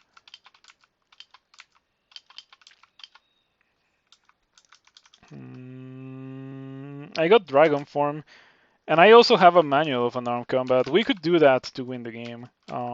Do I want to do that? Not really. I feel like I would love to go for the Kiku plan that I mentioned earlier. But when it comes to weapons, maybe I should indeed go for unarmed combat and that manual to make me able to deal some damage. I guess that's how they coded Mara's copying thing, probably. The funny thing is that it's called something else from like the Rakshasa ability. Rakshasa have Phantom Mirror, and Mara has Mara Summon. Summon Illusion, I think it is. No, it is Mara Summon. Weaves illusions of the caster. Such illusions have the same physical prowess as the original and can cast the same spells. Pretty spooky. With the amount of things that we have already fought here, I would be very, very surprised if we were not done. Anyway, after this, I think that's gonna be it for the night. I was optimistic when I started the stream, thinking, oh, maybe I will be able to, you know, complete the character in a single stream, but I was definitely underestimating how slow this would be. It's taken me forever to get only 2 rooms. 3 hours and 23 minutes. Yeah, it's just a very, very slow playstyle, exacerbated by the fact that I have a very, very fragile character. I wouldn't say that it is weak, but I would absolutely say that it is a fragile character. It has no resistances, it has barely any armor class, barely any HP. It is super duper fragile. The kind of fragility that I would be okay with if I was doing crazy stuff like casting Firestorm. But yeah, we are not casting Firestorm, so it is pretty rough. Scarf of Resistance. You know what's the saddest thing about this Scarf of Resistance? I'm about to lose it because I have the tail, and the tail removes your cloak slot. The third level of this mutation causes the stinger to inflict brief weakness on those unfortunate enough to be struck by it. Doesn't say anything here, but it removes your cloak slot. In my opinion, it should not remove your scarf slot. It should just limit it the way that minotaurs can wear hats but cannot wear helmets. It should be the same with the with the tail. Mm, it doesn't make any sense that the tail removes your scarf slot, but it does. Anyway, I have the rune now. Let me drop something to pick this thing up, this potion. I can drop the ring of mana. And the ring of resist corrosion can definitely go away. If I need resistance to corrosion, I have it in my whip. It is kind of worrisome to not have melee. Like it really is kind of a pain. There's some enemies that I would love to be able to tap down, but I just can't. And so if I don't have mana, I don't have a way to kill them. I need Dispel on Death. Oh, fortunately, I have Dispel on Death. So before I end the stream, I'm actually gonna Dispel on Death a bunch of dudes. I'm also gonna Iron Shot Azrael. If I already killed Mara, with a lot of help from a lot of Undeath, to be completely fair. But if I already killed Mara, I can also kill Azrael. Azrael is just like less dangerous than Mara. That's kinda lame. It hit me for quite a bit of damage, 45 out of a maximum of 60 damage that could have dealt, which makes me not want to continue fighting. I want to retreat and be back to full HP before I try again. That's fine. That is fine because I was on my way out anyway. So Ashley is immune to zombie hands, I think? Not? No way. Why is Azrael not immune to zombie hands? Huh, that doesn't make any sense. Like Efreeti are kinda insubstantial, right? Like they're like smoky and stuff. Well, I was operating under the idea that Azrael was immune to that. But since it's not, it was a very easy kill for me. Anyway, let's go get that, and I will finish the stream by killing a bunch of ghosts. No matter what the ghost is, it's extremely unlikely that it's gonna be able to out DPS me now that I have this spell on data accessible. So let's go do a little bit of ghost busting.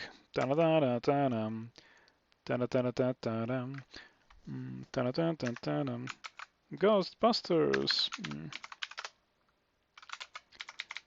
All right. One of these ghosts had something pretty good. It was this one. This one had Randart Amulet, which might be incredible. So I'm really looking forward to seeing what it is. It's severely damaged. I'm gonna cast Death Channel just to see if you can Death Channel ghosts. But you can't. Ah. Oh, I guess that's understandable. You cannot Death Channel ghosts, but you can Death Channel so many other things. Also, the ghost was an octopode ghost, I think. Maybe I should have just gone for using LRD on it instead of waiting until I had Dispel on Death. Jeez, it's a beast of an amulet. It is so high risk, however, but it is really, really good. I feel like if I put it on, I'm just gonna die. Especially no, but it has cold resistance for bolts. Like my next step with this character is definitely to go to bolts. So I really want it, but I know that I shouldn't. I know that putting it on it's probably gonna get me killed. But I think I'm gonna do it anyway. The nastiest part about this is that it also has drain, so you cannot just put it on whenever you anticipate that you're gonna need the resistances and then take it off. You are kinda committed to it. Not like I have a lot of scrolls of teleporter blinking anyway. And putting it on does increase my survivability quite a bit when it comes to bolts, so I'm gonna do it. I hope that I do not come to regret this heavily. Let's continue killing some ghosts. Let's see, where were the next ghosts? In Lair 3. Lair 3 had a bunch of them. Including one that had distortion, I think. No, there was an Abyssal Knight, but it didn't get to the distortion weapon. This one doesn't have that crazy loot, and it is 4 ghosts at the same time. I am going to pass on this. The likelihood of this being good enough to warrant doing this is like really, really small. So yeah, I don't want to fight 4 ghosts at the same time for something that's probably going to be trash. I feel like it is extremely unlikely for scale mail to be good. Like, I want a +9 scale mail to appear once or so. Like, I've gotten +7 ring mail. I can get +9 scale mail. But it will most likely not be that one. That's what I'm trying to say. Let's see what other ghosts we have here. Shoals 4 has that Minotaur Berserker ghost, which is probably gonna hurt me quite heavily. But as I mentioned earlier, I think that it is quite unlikely that it can outdamage me. And just in the off chance that it can, I am going to summon some Kiku dudes before fighting it. Where's the ghost? I don't see the ghost. Am I missing something here? Oh, it's Shoals 1. That's what I'm missing. The ghost is right here, so go over here, cast my stuff, unearth wretches, wait a bit for them to die, and now I have a bit of dudes. Tell them to follow, wait for it to come outside, and now it is surrounded by dudes. This spell on death, this spell on death, this spell on death, and it's pretty much death. There we go. Maybe a bit overkill, but it is okay because it's not a very expensive ability to use. You really benefit a lot of using that ability. I should do it a lot more than I have because it's just a pretty beast ability. Out of doing that, we got Condenser Bane. We also got another Lightning Rod, but we don't really have a lot of use for that. I'm starting to think that maybe I should train more spellcasting. Alternatively, Amnesia, some spells. I think we can get rid of Agony. Yeah, Agony can probably go away. Like, it's good, but it doesn't really fit the needs of my current character. I really don't want to be next to anything. If you think about it, this is kind of like a cat, but significantly less miserable because I have a lot more HP and a lot of extra armor class. So yeah, but it still has like the same element of if I am getting meleeed by things or attacked by things, I'm probably gonna die. So I would rather not be in that position. And that's what's also taking me so long that is just not straightforward. I'm gonna press this button and like explode those guys with Firestorm.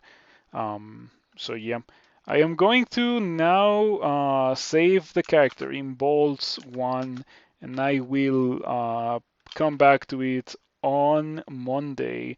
Hopefully I won't die when I come back to it. I feel like whenever I leave characters sitting over the weekend, they almost always die. If this one was to die, I would feel satisfied with what I've played of Demon Spawn of Kiku. It's not a bad playstyle. It's not weak by any means. It's just that it is kinda really not what suits me.